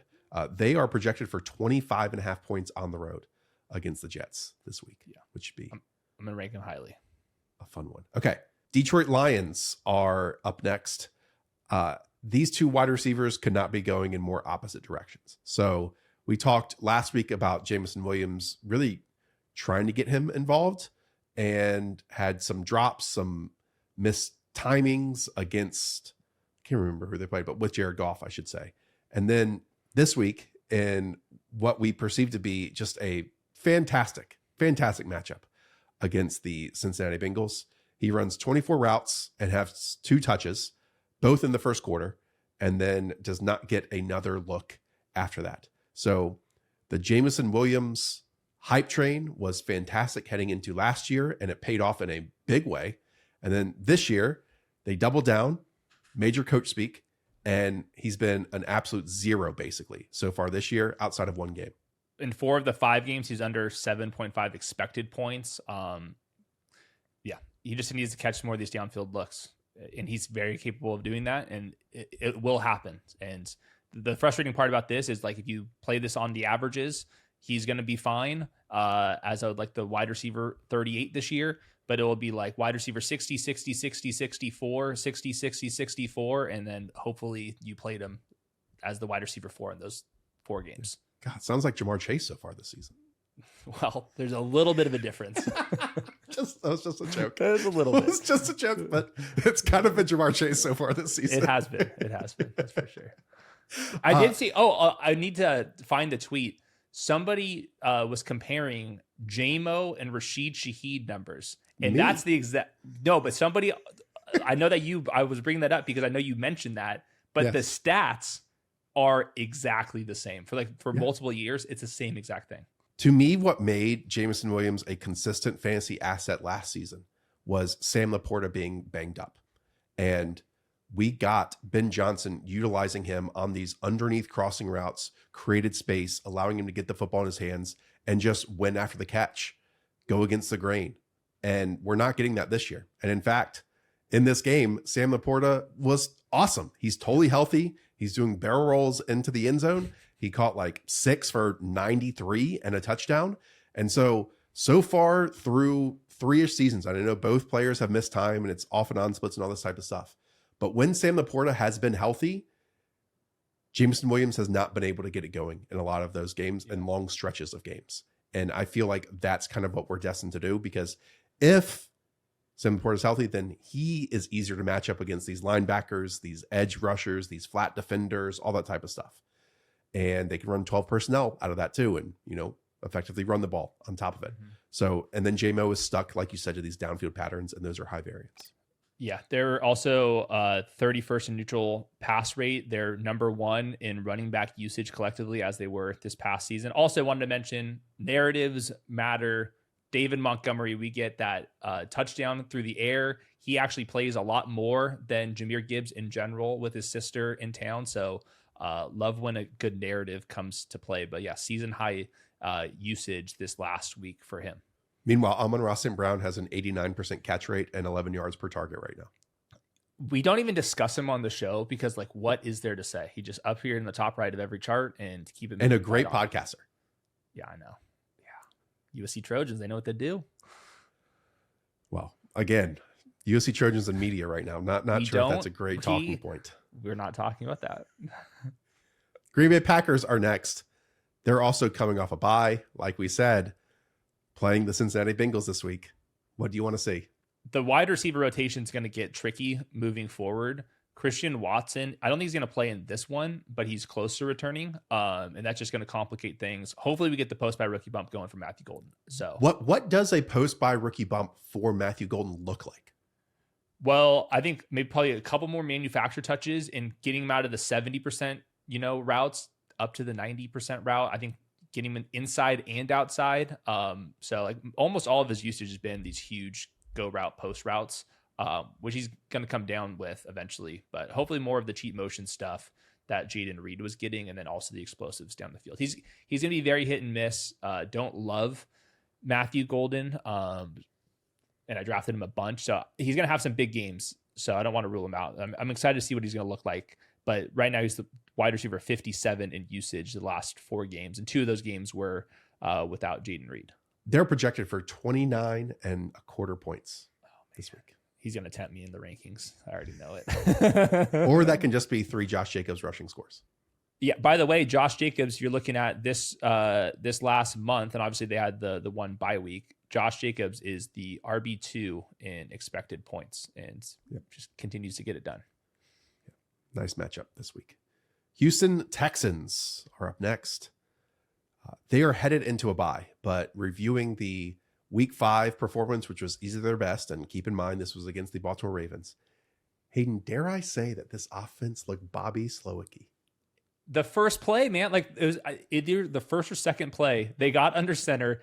They had, I think it was Christian Kirk stay in the block. It looked like that fortress that you've talked about. And then here comes big boy Nico Collins dime. Stroud was amazing in that one. We also got the Christian Kirk fake it to be a corner route back over for the big post. Huge explosive. Stroud was playing well. They're blocking it up well. But yeah, the bones of it were a little bit more sloky. And guess what? I'm here for it. If that's what we have to do, then let's do it. Once the man that they wanted to crush, they wish they could bring him back, maybe just in spirit. And they did in week 5. Again, this Ravens defense was just totally abysmal. They were. But they brought back so many of these condensed splits, some pass protection help with, extra tight ends. They really utilized Dalton Schultz a lot in this game. Yes. But then in these condensed splits, what it does is it gives you extra room to attack on the outside. And they just kept doing that over and over. And then they hit, like you said, the in breakers, the overs to Nico Collins, at least on top of it. Now, it doesn't help when Xavier Hutchinson catches 2 touchdowns and Nico Collins does not. But yeah, that's what happens. Well, the Hutchinson stuff's like back shoulder fades. Like he's getting involved down there too. So it's a rotation. Even Christian Kirk, he had that huge explosive play. He's not a full-time player. So they're getting Noel in there. They have 5 wide receivers. So it's Nico Collins, 100% snaps. The other 4 wide receivers are kind of spinning in circles. So it's not going to be easy to predict what's going to happen the rest of the season. And apparently same thing with the running back rotation. I'm not sure if you have like a feel for what happened there. I do, but let me just ask finally on Nico Collins, because right now he's wide receiver 21 in points per game. Do you think we get to a point where he pays off as the 10th overall selection in fantasy drafts this year? If we were redrafting today, he would not be the 10th overall pick, but you don't have to be the 10th overall pick after you draft him that high. Like there's been some way worse selections. Like if you just look at the last 4 games, he's like the wide receiver 11 on wide receiver 11 usage. And the first week everybody was panicking, and since then things have gotten a little bit better. And remember, they were hosting like tryouts basically on the offensive line and also first year play caller and stuff. So I think that the Texans December is going to look better than their September, and I feel pretty good about Nico Collins. I mean, yeah, by default, but I think it's like there's actually reasons to believe that, not just like randomness. Well, this is going to get better. We kind of led this episode, when talking about the Bills and the Eagles, that when you lose a game, we react to that. We're kind of doing that right now with the Texans offense in the opposite direction about positivity. I mean, the last 2 weeks, they played Tennessee and Baltimore. For sure. For sure. And then prior to that, they scored 9, 19, and 10 points on offense. And then these next few weeks, they face the Seahawks, the 49ers, and the Denver Broncos and the Jaguars over the next 4 games. So we get back to difficult opponents here. I just did see the same thing that you're talking about, where the offense looked a little bit different. And that's what we were used to when CJ Stroud was throwing all those passes on the money. And I think even when the Texans go up and down on offense, Nico Collins has like 152 touchdown game like every month.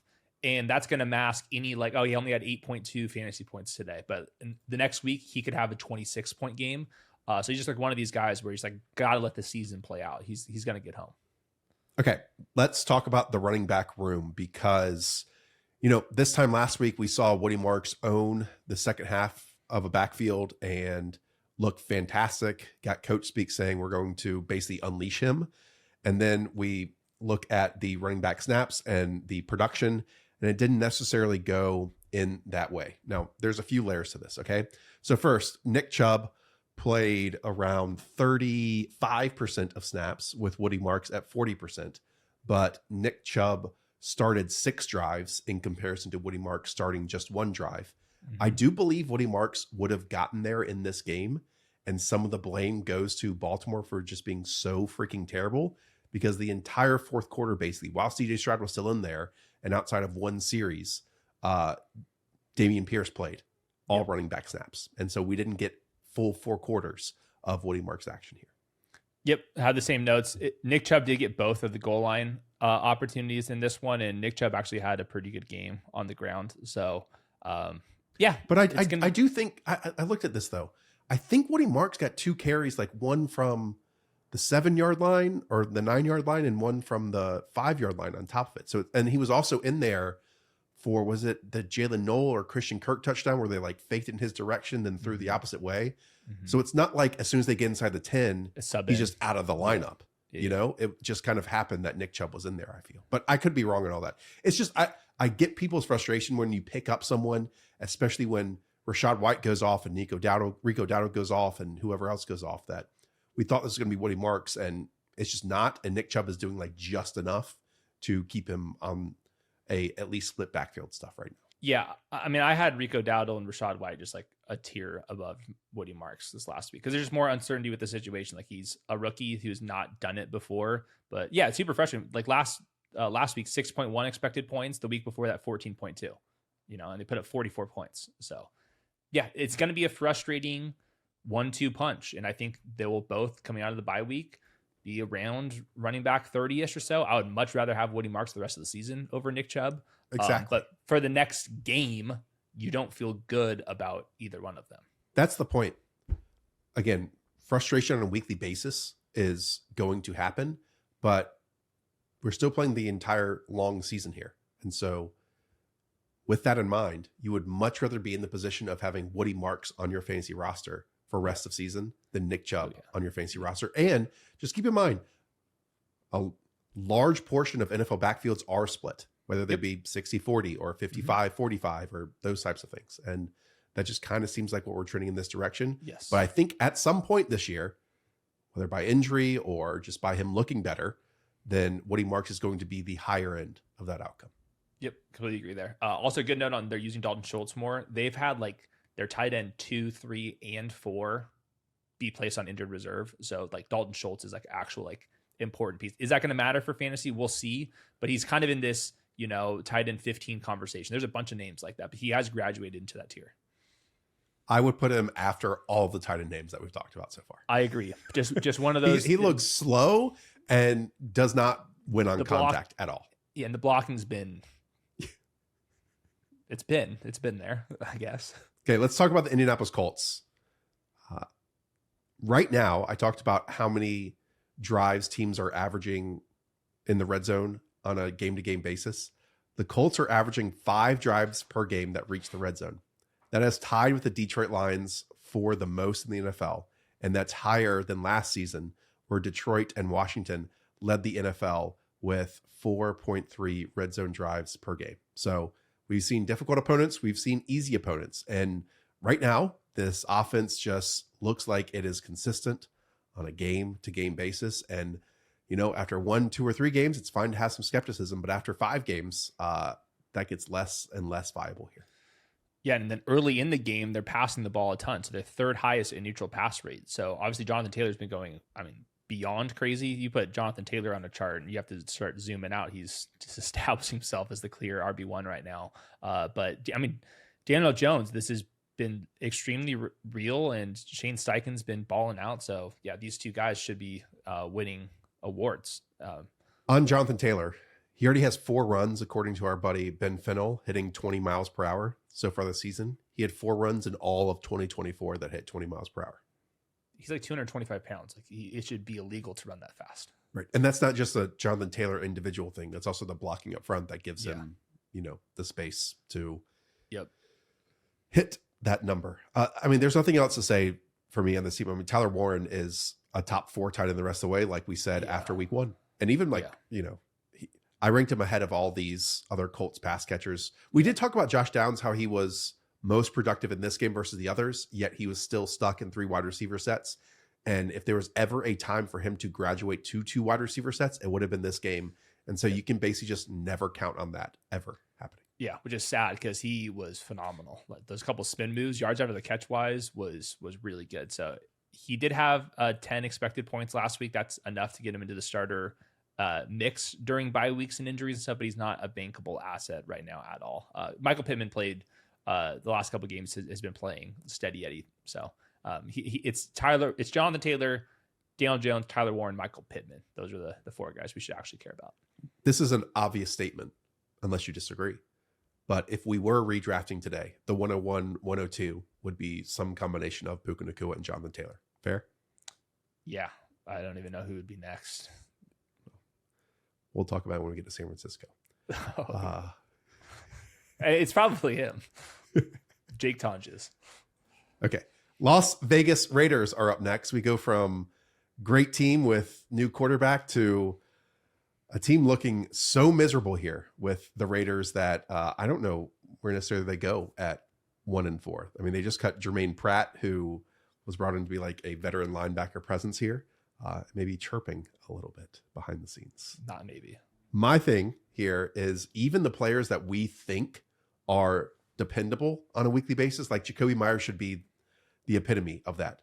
Albert O outscores Jacoby Myers in week 5 with 5 catches for 36 versus 4 for 32. My only positive note here is that at least Ashton Genty can get 7 targets and 5 receptions and 42 yards, because it's not like the run blocking was good in this game. Again, it was quite miserable, with Jacoby Myers missing a block on the first carry that took him for a negative 2-yard loss. Yep.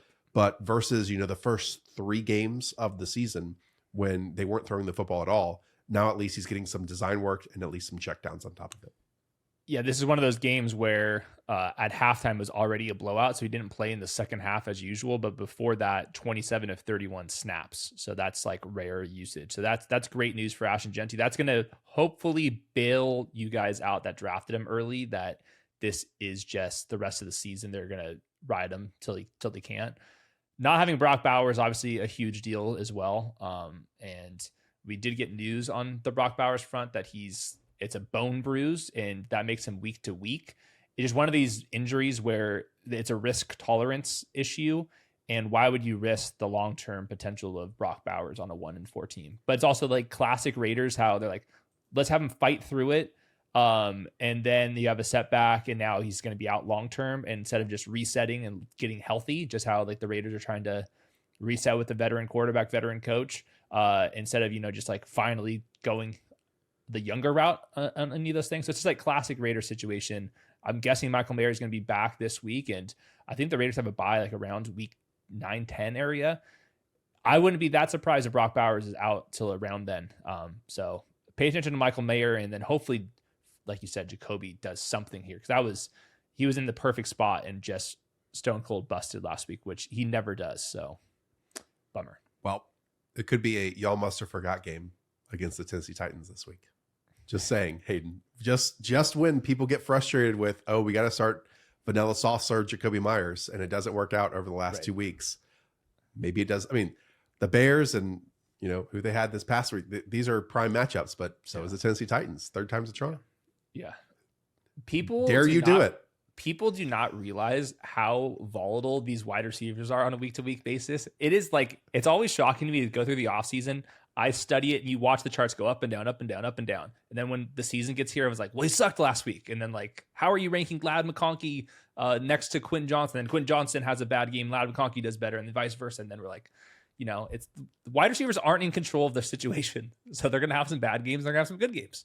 Let's talk LA Rams. They played all the way back on Thursday Night Football. I think the only conversation here is the running back room.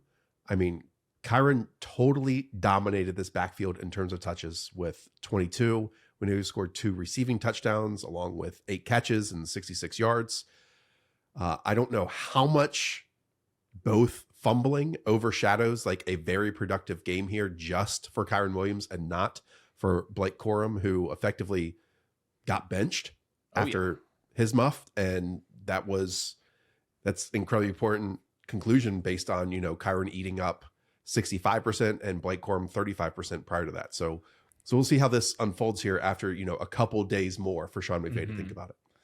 Well, just ironic, you benched the one guy for fumbling, and then the other guy fumbles, and the other guy fumbles a lot. So it's like, I don't know what they're going to do. So yeah, we'll maybe get some information out of Sean McVay, but yeah, for right now, stock up for Kyron Williams, even though he cost them the game because Alfred Collins ate up that double team and punched the ball out. So we'll see. I did want to mention this.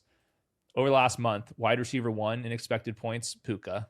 Number 2, Davante Adams. I mean, that's good stuff. They're passing the ball top 4 in neutral situations, and the ball only goes to the wide receiver. I mean, they're a complete outlier in terms of wide receiver usage this year, and Matthew Stafford and these guys are super efficient too. So Davante Adams, for as long as Matthew Stafford could stay healthy, and he looks healthy right now, he's going to be a top 10 wide receiver in my rankings. No doubt about it. And Puka Nacua will always be the wide receiver 1 overall in my rankings. So just that back, hold on tight. We've made it all the way through 5 games. Hopefully we can make it through the entire season. And dare I say, the reason that they're 3-2 with those 2 losses is because they are 24th in red zone touchdown success rate right now at 52%. The fumble, obviously, against the 49ers, and then the block kicks and just going 4 kicks against the Philadelphia Eagles in their other loss. But those are 2 good teams to lose to. Both those teams are 4-1. And then, like we just talked about with the Ravens, beat both of them. That's who they're playing this week, is this Ravens defense. So it's a dice 'em up territory here. Yes, completely agree. Next up is the Minnesota Vikings. We know that they just played 2 games overseas. They are heading into a bye.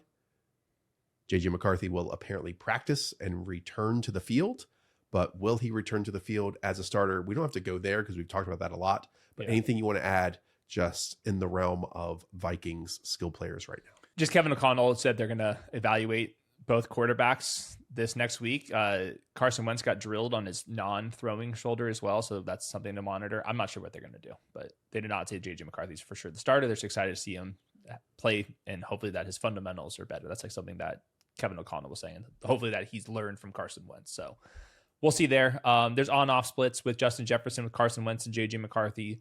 I think Carson Wentz just played better football than JJ McCarthy. We'll see about that. I mentioned TJ Hawkinson as a drop candidate. He's down at 16% targets, only 6.3 expected points since Jordan Addison's been out there. Just like not a focal point of the offense right now. And the offense, I think, is just going to be what it has been. It's more of an average offense than the great offense that we saw with Sam Darnold last year. And I think that's just kind of the expectation we should have now that the Vikings offensive line is probably below average due to injuries.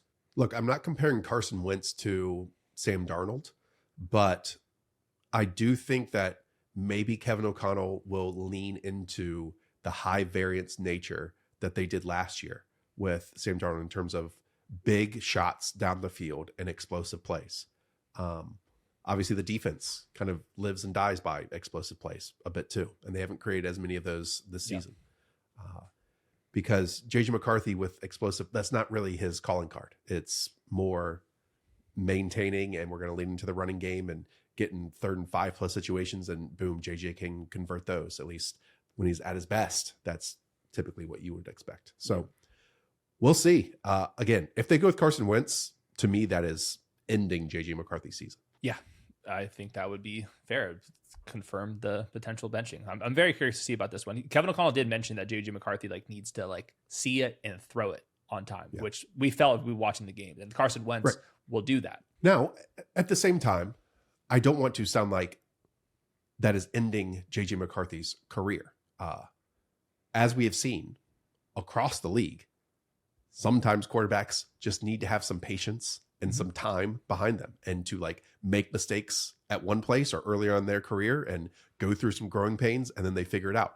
I mean, he is easily, I think, the youngest starting quarterback in the league, right? He's 22 years of age right now, and has started 2 NFL games? Yeah. 3 NFL games?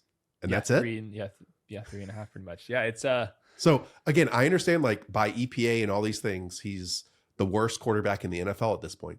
But at the same time, I do want us to have some, not sympathy, but just some patience of, hey, it is, I think, accentuated by how well this team performed last year and the decision that they made to funnel that money in different directions where it comes to interior defensive line and interior offensive line, and go with the guy they drafted, top 15, top 20 overall. But he's super young and has only played 3 NFL games so far. Yeah. The more I study the NFL, the more I just value experience at quarterback. It just takes forever. It's so complicated. They're asked to do so much. All the quarterbacks, they look so much better. But how are you going to get 30. Experience? Right. Yeah, no, but that's just why buying the dip on Sam Darnold and these projects, it's I get it. And that's why I kind of understand Kevin O'Connell liking Carson Wentz and Daniel Jones and stuff. Hey, I'll be the reclamation projects, because they've seen 5 years of NFL defenses, and they know the playbook and stuff, and that matters. And just, it takes a very long time. And that's the hard part of the situation, is because the rest of the roster wants to win the Super Bowl this year, and they have the talent and the coaching staff to do it. And so that's the decision that they have to make, is the roster too good that we can't do an experienced quarterback? Or could they just say Carson Wentz is not good enough in general to win the Super Bowl? And I would get that too. So that's the tough part about this. But then the other part is, how else is JJ McCarthy going to get experience other than playing? I that's the reason why I wanted them just to sign Sam Darnold. It seemed to be working. Well, but then same thing is, then you just spend a 1st round pick on a quarterback prior to that. Maybe we would have seen signs that JJ McCarthy's that dude. So we'll see. New Orleans Saints are up next. This is our favorite team this year. Let's just be honest. All right. They're 1-4, but man, they're fun.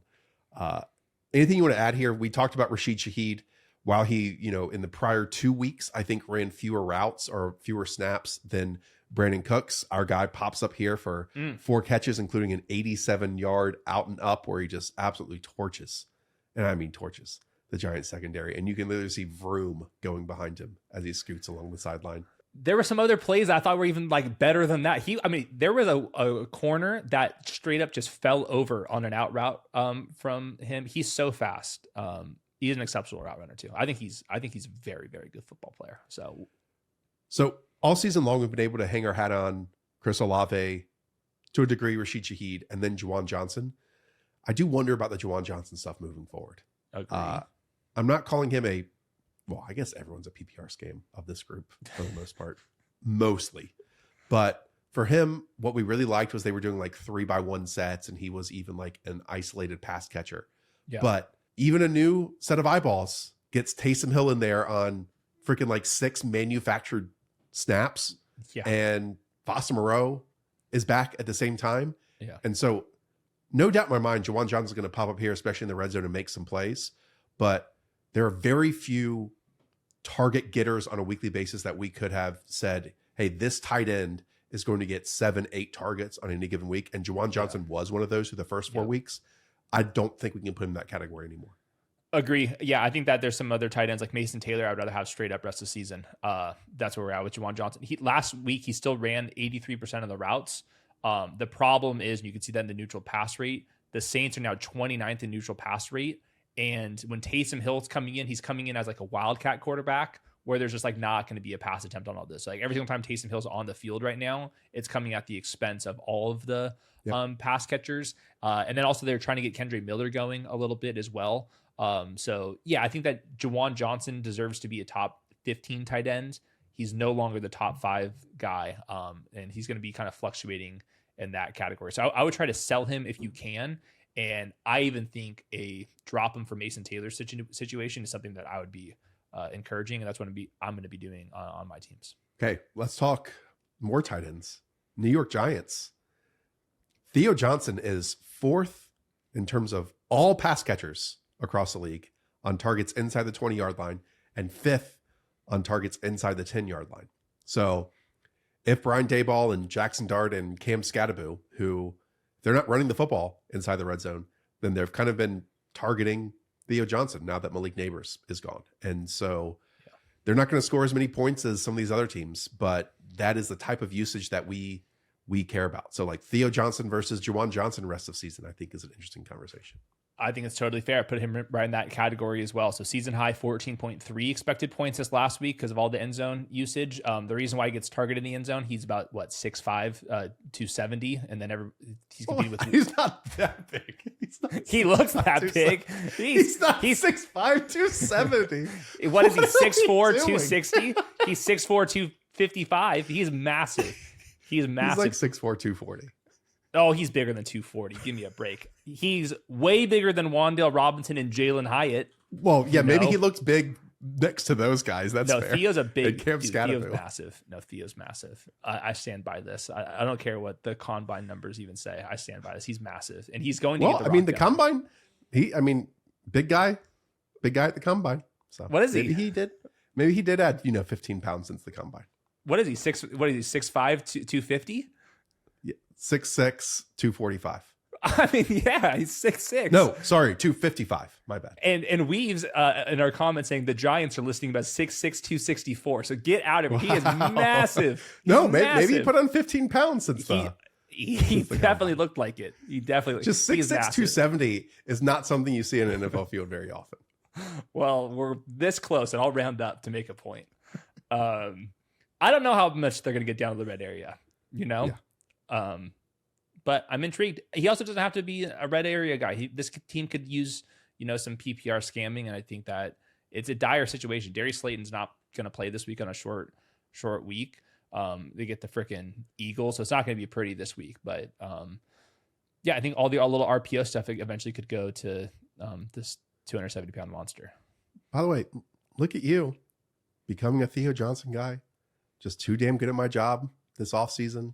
Talking you into it. We'll get to AJ Barner a bit later on as well. Mm-hmm. Like these are the late round targets you all should be doing at the tight end position, and Dr. Franklin assigning that position versus, spending necessarily early round picks. It's been a late round clinic this year. It always is. But then the late round guys become early round guys, and then we just recycle them with new late round guys each and every year. A couple weeks ago, you termed Cam Scatterbo the biggest boy in the backfield. I don't know if you saw the video of Demario Davis calling Cam Scatterbo the bad little kid in the backfield. Yeah, it's the same thing, man. It's the same thing. Oh, I love Scatterbo. He had a fumble, but they stuck with him. I think Tyron Tracy's going to return here, but it's so evident. It's not even about the on-field stuff. That's secondary. Cam Scatterbo, Brian Daboll, and Jackson Dart are. It's not even about the on-field stuff. The wins and losses no matter. They don't matter anymore. Period. Dart, Scatterbo, and Brian Daboll love triangle. Well, Brian Daboll's not gonna be here if the wins and losses don't matter. And that's my problem for another day. All I know is Cam Scatterbo is not going anywhere, even if Tyron Tracy is on the field. It is beyond the field. The social post, it's a whole thing. Do you see my nickname for Scatterbo? Well, yeah, the biggest boy in the backfield. No, new one. 44 Loco. Loco runner. Coming up, they might need to get energized for the Eagles, the Broncos, the 49ers, the Bears, the Packers, and the Lions over the next few weeks. But win losses don't matter. No, not for Cam Scatterbo. It doesn't matter. Okay. Anything you want to say about this Jackson Dart performance when you went back and watched it versus the first one? It was more pro style than the first one, which is like a nice step in the right direction. Yeah. He threw some out routes, I thought, with some anticipation on top of it. But still quite nervous about them moving forward. Yeah, no, I mean, they're just missing so much talent. Like, this team would have been so much different with Malik Neighbors, like, obviously. But I thought he actually played fairly well. The interceptions were kind of wild. He definitely turned down some throws that he should have. So, like, the one where he got out of the pocket. He could have just hit the check down or the crossing route over the middle. But the other one, like the fourth string wide receiver just like stopped his route. And then all the Darius Slayton fumble, Cam Scatterbo fumble. So there was definitely some misses where he just like did not see him. And the one that even dropped, there was a huge dig route coming across the middle that he needs to hit that. So that was the concerning part. But I thought that for the rest of the game, he was actually pretty good. And it was just like wonkiness ensued. But I mean, Wandale in the slot, and it's going to be freaking like Bo Collins and Jalen Hyatt as your outside wide receivers against Quinyon Mitchell. I mean, what are they going to do? They have no chance. Let's go to another team where hopefully the wins and losses don't matter. That is the New York Jets, who are 0-5. Positive. The big positive is Mason Taylor. Over the last 2 games, they've seen a lot of work go in his direction. And this is notable because the coaches said that they wanted to get more work in his direction. In this game, 12 targets, 9 receptions, 67 yards. Now, when you go back and watch them, it really paid off to play the Dallas Cowboys and their soft-ass zone coverage that we talked about when they faced the Giants, right? A lot of slot work over the middle of the field stuff, because if you got 12 targets, let's say 9 of them were, hey, we're going to check off the line of scrimmage. We're going to run, jog. We're going to sit in the soft zone. We're going to catch it and turn up field for a yard or 2. And there's a 7-yard gain on top of it. Now, there were some other things, like on a third down, they got him across the formation on a motion and got him into the flat as a manufactured stuff. There was another one in the red zone that was manufactured too. But overall, this was very much a catch and release type game here for the tight end. And it really paid off again to play this style of a defense. Saw the exact same thing. And that's just what happens at the tight end position. And like some tight ends like just do not have the awareness, feel for zone coverage. And he can run after the catch a little bit too. So he's definitely in the Jake Ferguson mold. Like that's where we're going. And hopefully he can become a PPR scam. I think he's got a good chance of being a PPR scam. The Jets defense is worse than the offense. I mean, it's insane. And they're going to be in negative game scripts in the fourth quarter. And all these little things that you're talking about, you just rinse, repeat. That's what you just do and kind of matriculate up the field. So Mason Taylor's season high, 15.2 expected half PPR points each week in usage, up. So he's their number 2 target. And I think he's a reliable guy. And I think he has some like a little bit of yards after the catch juice. So this is the first game without Braylon Allen in the fold. So what we saw was 61% of the snaps went to Breece Hall. 42% of the snaps went to Isaiah Davis. Obviously, this one was an extreme negative game script in the second half, and they scored 16 of their 22 points in the fourth quarter. But Breece Hall still got 113 yards on 14 carries. Anything else you want to add to this running back room?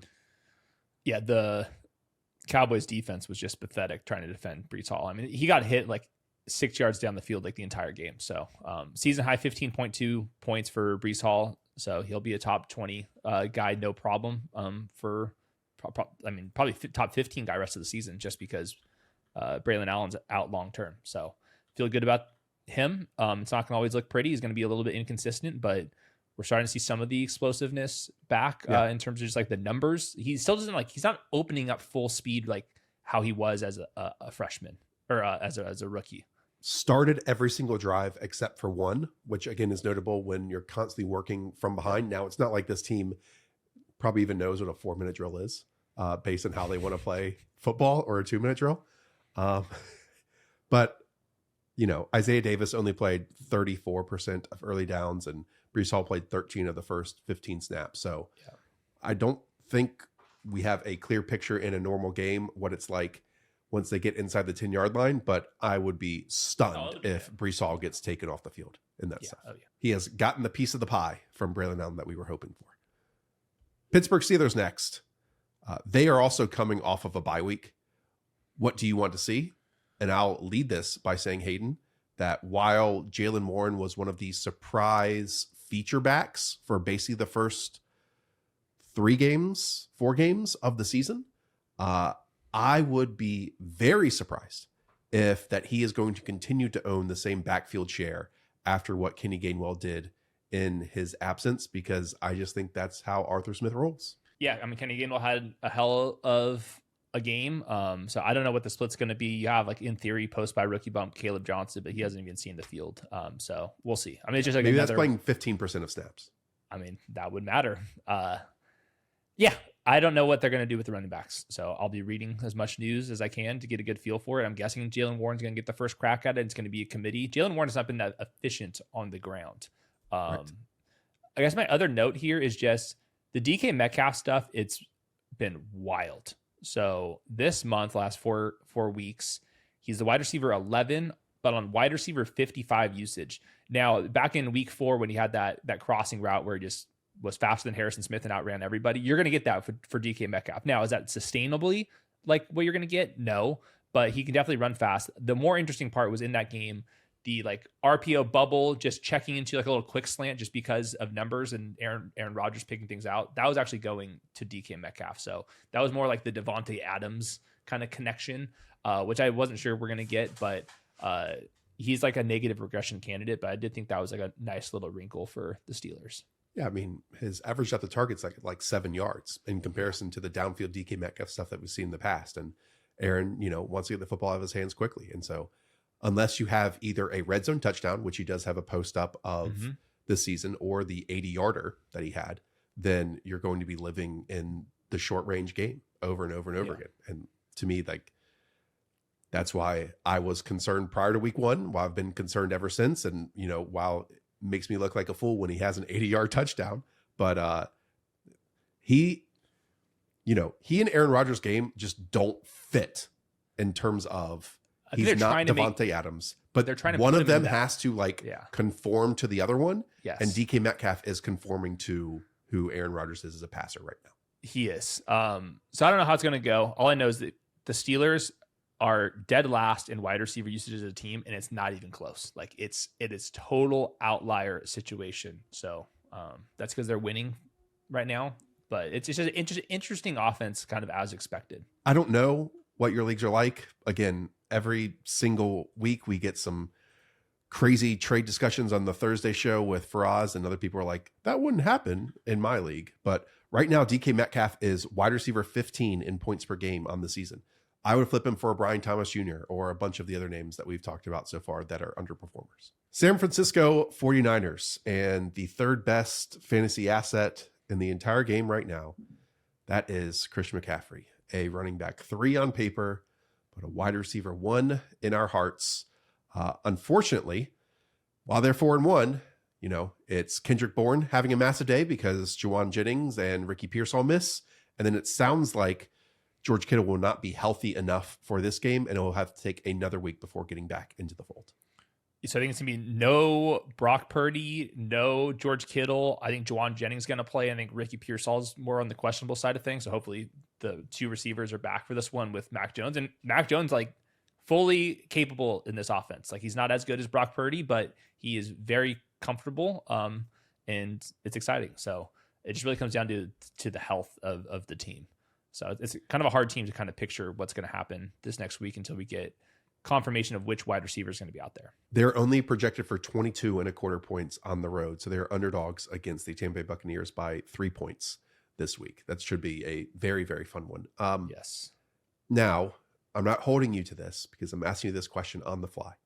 But let's say at some point this season, while they are injured right now and are carrying injuries probably for a while, but when Brock Purdy's on the field with Christian McCaffrey, with Ricky Pearsall, Juwan Jennings, and George Kittle, at some point they should be all on the field at the same time. Yes. What does that do for each of those fantasy assets right now? Like, will Christian McCaffrey lose all of this receiving work that is making him this tremendous player? Because he's not an efficient runner. He's not an explosive runner. He's not getting really that many short yardage opportunities to convert into touchdowns right now. Again, it's just like the vast majority of it is receiving work. Does that get taken away from him a little bit? What happens? I think so. I mean, I would guess the best part of the Christian McCaffrey season is happening right now. And then, how dare you?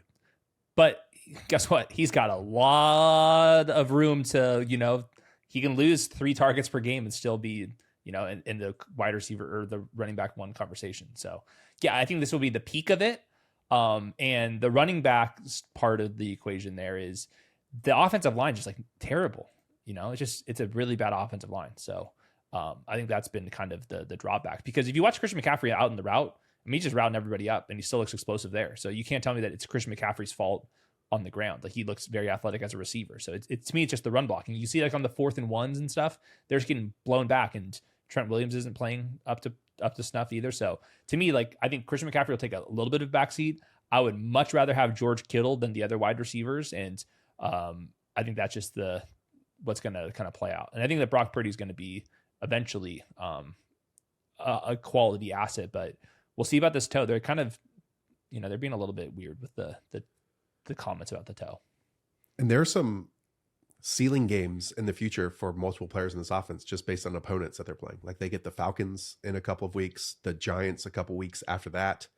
The Panthers have been up and down. They have them on November 24th. Tennessee around the final week of the regular season, first round of the fantasy playoffs, and then fantasy championships, they face the Chicago Bears defense. So there's like multiple games here still where we can get at least 1 or 2 or 3 of these guys, if all healthy by that point. And that's a big F for this team to have massive, massive performances. And that's why we drafted them, Yep. That's why we drafted them. Okay, Seattle Seahawks are next. This was a laser show in the passing department between Sam Darnold and Baker Mayfield, which left a lot to be desired for the rushing department. So, like, we can have our weekly conversation about Ken Walker and Zach Charbonnet if we want to. Again, what we know is that it is a split backfield. What we also know is that Ken Walker perfectly fits this rushing scheme, and that played out with 10 carries for 86 yards. I'll also add, Hayden, I think people just assume every time they get inside the 10-yard line, Zach Charbonnet pops in. That was not the case in this game. Ken Walker did have a carry at the 5-yard line. He did have a carry at the 7-yard line. Now, if Elijah Arroyo gets one block on the edge, then boom, Ken Walker gets in the end zone on that outside run.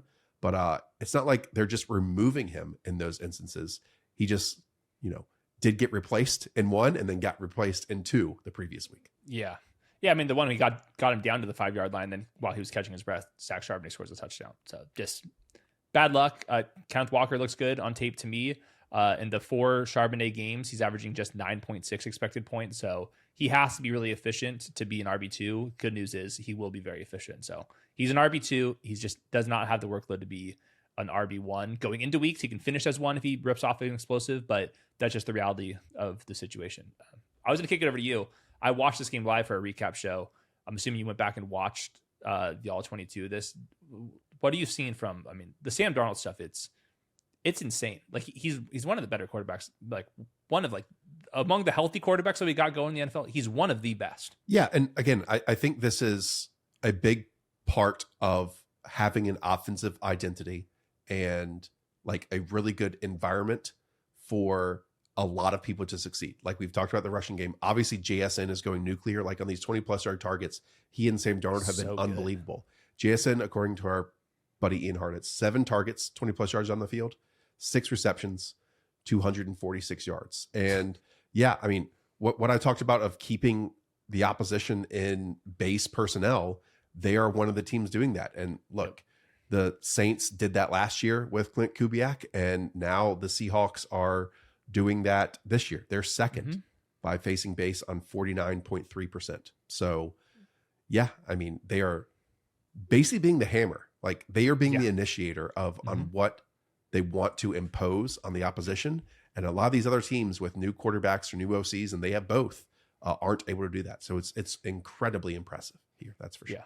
Yeah, they get him to the base and they throw it right over the top of him. Yeah, the JSN nugget is wild because he's a downfield threat as an outside wide receiver. Like for him to develop into that took like a couple of years to get there, but we've seen steady improvements, and that's insane because like he came in the league as a slot guy, and he's just a downfield outside wide receiver in this offense, and he's been excellent at that. And then also just want to say Sam Darnold is like getting out of structure and like making some plays. So like you might think of him as like some statue play action merchant.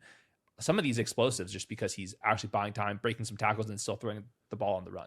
Other part, and this might be a weird analogy with JSN, the gauntlet drill at the combine where you're just running across in a straight line and catching balls this way. You see other people kind of like slow down and take their time to make sure they're catching these passes. Yep. JSN is full speed and running on a direct line. Yep. And he also knows like to weave through this trash on these crossers. Like, okay, I can do this at full speed while still keeping this line and not, getting off track too much. And it's a skill. Just a really, really talented player right now. I also want to bring up another talented player, Hayden. AJ Barner.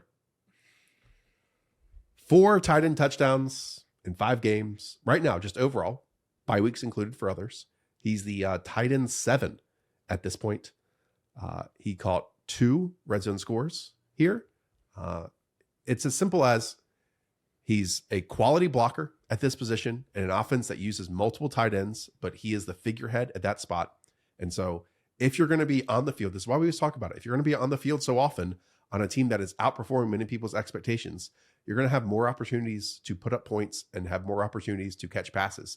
And that's exactly what he's doing. He's like just good enough to be a threat as a pass catcher. Yeah, I think that he's going to be rock solid on limited opportunities, and he's a very good run blocker. He's also massive. I put him in that category of he looks every bit of 6'6". I mean, that dude, he's obviously not Jimmy Graham. His body type and how like in shape he is and for how tall he is reminds me of what Jimmy Graham like looks like, just like how he looks.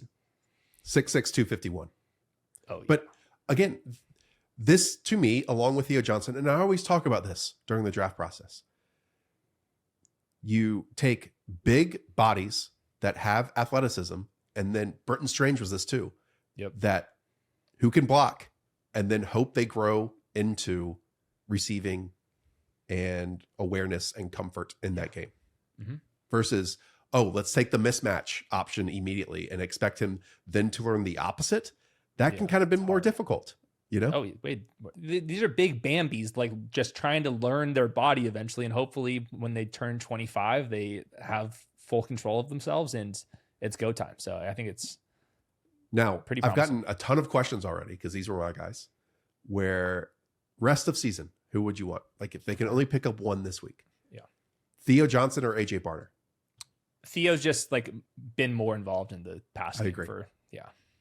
Like this could easily be the best part of AJ Barner. That's why I'm taking the victory lap on it already. Oh yeah, I highly doubt it already paid off. Round 18 the next, paid. I mean, it really has. Oh yeah, it really has. In the next 5 games, he catches another 4 touchdowns. But he's a really like valuable piece of an NFL offense. I did want to say one quick thing about the JSN point. You talked about the gauntlet drill stuff. One thing that Daniel Jeremiah talks about for scouting wide receivers is cleats on the ground. If you see a prospect jumping up at the catch point and stuff, that just means that he's not trusting himself. You get cleats in the ground and catching the ball with your hands. Like that's somebody that you can like really bank on and can maximize their athleticism because they're just getting upfield immediately. And I think that JSN's one of the very best at that in the league. Speaking of, perfect segue into our next team, the Tampa Bay Buccaneers and Emeka Egbuka. I don't think there was a single episode this summer where we didn't bring up Emeka Egbuka's name and just how late he was going. Now, we did that a lot with Matthew Golden. We ranked them both quite highly. But again, Emeka Egbuka. If you drafted both, you're happy. Yeah. In our episodes, we said, hey, get one in this round, get one in the next round, and move on. It pays off. And it could also pay off for Matthew Golden the rest of the way, but not quite to the start that Emeka Egbuka has as the wide receiver 3 overall this season and just posted a 27-point game. And a lot of it was downfield routes. And then the timing that he has in like these small windows with Baker Mayfield, like it was kind of like a skinny post where clearing the linebacker, getting ahead of the safety or the corner in the safety. And then just as he's turning, the window is hit by Baker. And it's really, really beautiful. Yeah, he's been phenomenal. I also just want to like Baker Mayfield deserves like a big part of the credit for the Emeka stuff too. Like just allowing him to make these big post routes and go balls. So yeah, he looks like a total veteran out there and the coaching staff absolutely loves him, and he's completely made Chris Godwin a backseat guy. And when Mike Evans returns, guess what? You're on the backseat too. This is Emeka, no question about it. He would be, I think, probably a 2nd-round pick in fantasy if you were drafting right now. And I would be drafting him there. He's going to be one of the best receivers in the league for a long time. Let's talk about the backfield because when Bucky Irving went down, in stepped both Rachaad White and Sean Tucker. There was debate on both sides, and it was a no contest. Rachaad White saw 80% of the snaps. Sean Tucker, 22% of the snaps. Rachaad White started 6 drives. Sean Tucker started 3 drives, and actually Rachaad White was the one that got all of the short yardage work, despite Sean Tucker being the bigger body type. I mean, just like the last, since the NFL started with these guys, is what it's been. So 16.9 expected half PPR points. Rachaad White's also a good player. Like we can nitpick him. He's gotten better and he's very trusted. And that's a big part of this offense because they asked this offense to do a bunch of things. So he's a upside RB2, and we'll see how long this Bucky Irving injury is. It's kind of mysterious. The second one popped up. Yeah, it's just mysterious. And they're like, now the shoulder's bigger than the foot. I was like, well, the foot injury was already scaring me. Okay, Tennessee Titans are next. Big comeback win for them in weirdo fashion, not just the fumble by Emari Demercado, but the interception that was tipped from Cam Ward and then dropped by the Arizona Cardinals. A pick 6 the other way. That then they don't just fumble right there. They kick it into their own end zone, and then Tyler Lockett recovers it. I will say on that final drive was the best of Calvin Ridley so far this season. And even on that big play along the right sideline, I mean, Cam Ward loves to like dip down and throw these passes just like he did at Miami. Yeah. I mean, he like really, no one else throws a football like him. Like we kind of compared him to Jordan Love in terms of being an ambitious passer, but Jordan Love's mechanics are just so much better than Cam Ward. Now, I'm not here to say that Cam Ward's are a negative necessarily. He just, the ball control that he has is wildly different. And just sometimes when he's really feeling it and these hole shots, it's just drop, throw it over the top. Yeah. His arm talent's it's insane. So hopefully it continues. I say the same thing. It feels like his base gets really elongated and he looks like he's like throwing like a javelin or something. It's wild. But then other times like the ball's out instantly and just from the sidearm. He's uber talented. So I really hope that the Titans can kind of figure it out long term. And it was good to see Calvin Ridley pop up. Season high 13.9 points playing through an injury. Actually came down with a couple of clutch plays down there. And the rookie wide receivers, I just think in general they're just struggling.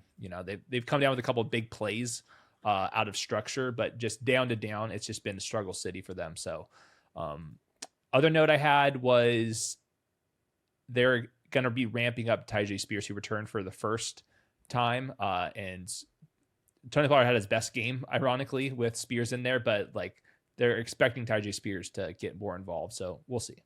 Should the Chargers or Bears call about Tony Pollard? Ooh, yeah. I'm down with that. Either one of them. Just because the Titans are going absolutely nowhere. Now, that is kind of waving the white flag because Tyjae Spears. Well, they should. Totally. But, sometimes these teams don't necessarily do that. It's a first-time GM being in his role for the first year, too. So, but he's the type of piece that you should move at this point. For sure. Yeah, I'll put Calvin Ridley in that conversation. Now, maybe Calvin Ridley's too important for the development of Cam Ward, where you wouldn't do that, where Spears could hold the line versus the Tony Pollard production. But yeah, this is a team that hopefully will start trading some pieces. No, I think that's all totally fair. One last piece of news. Chargers are signing Nyheim Hines to the practice squad, and they expect him to actually play. Wasn't he with them in He was training with camp? them.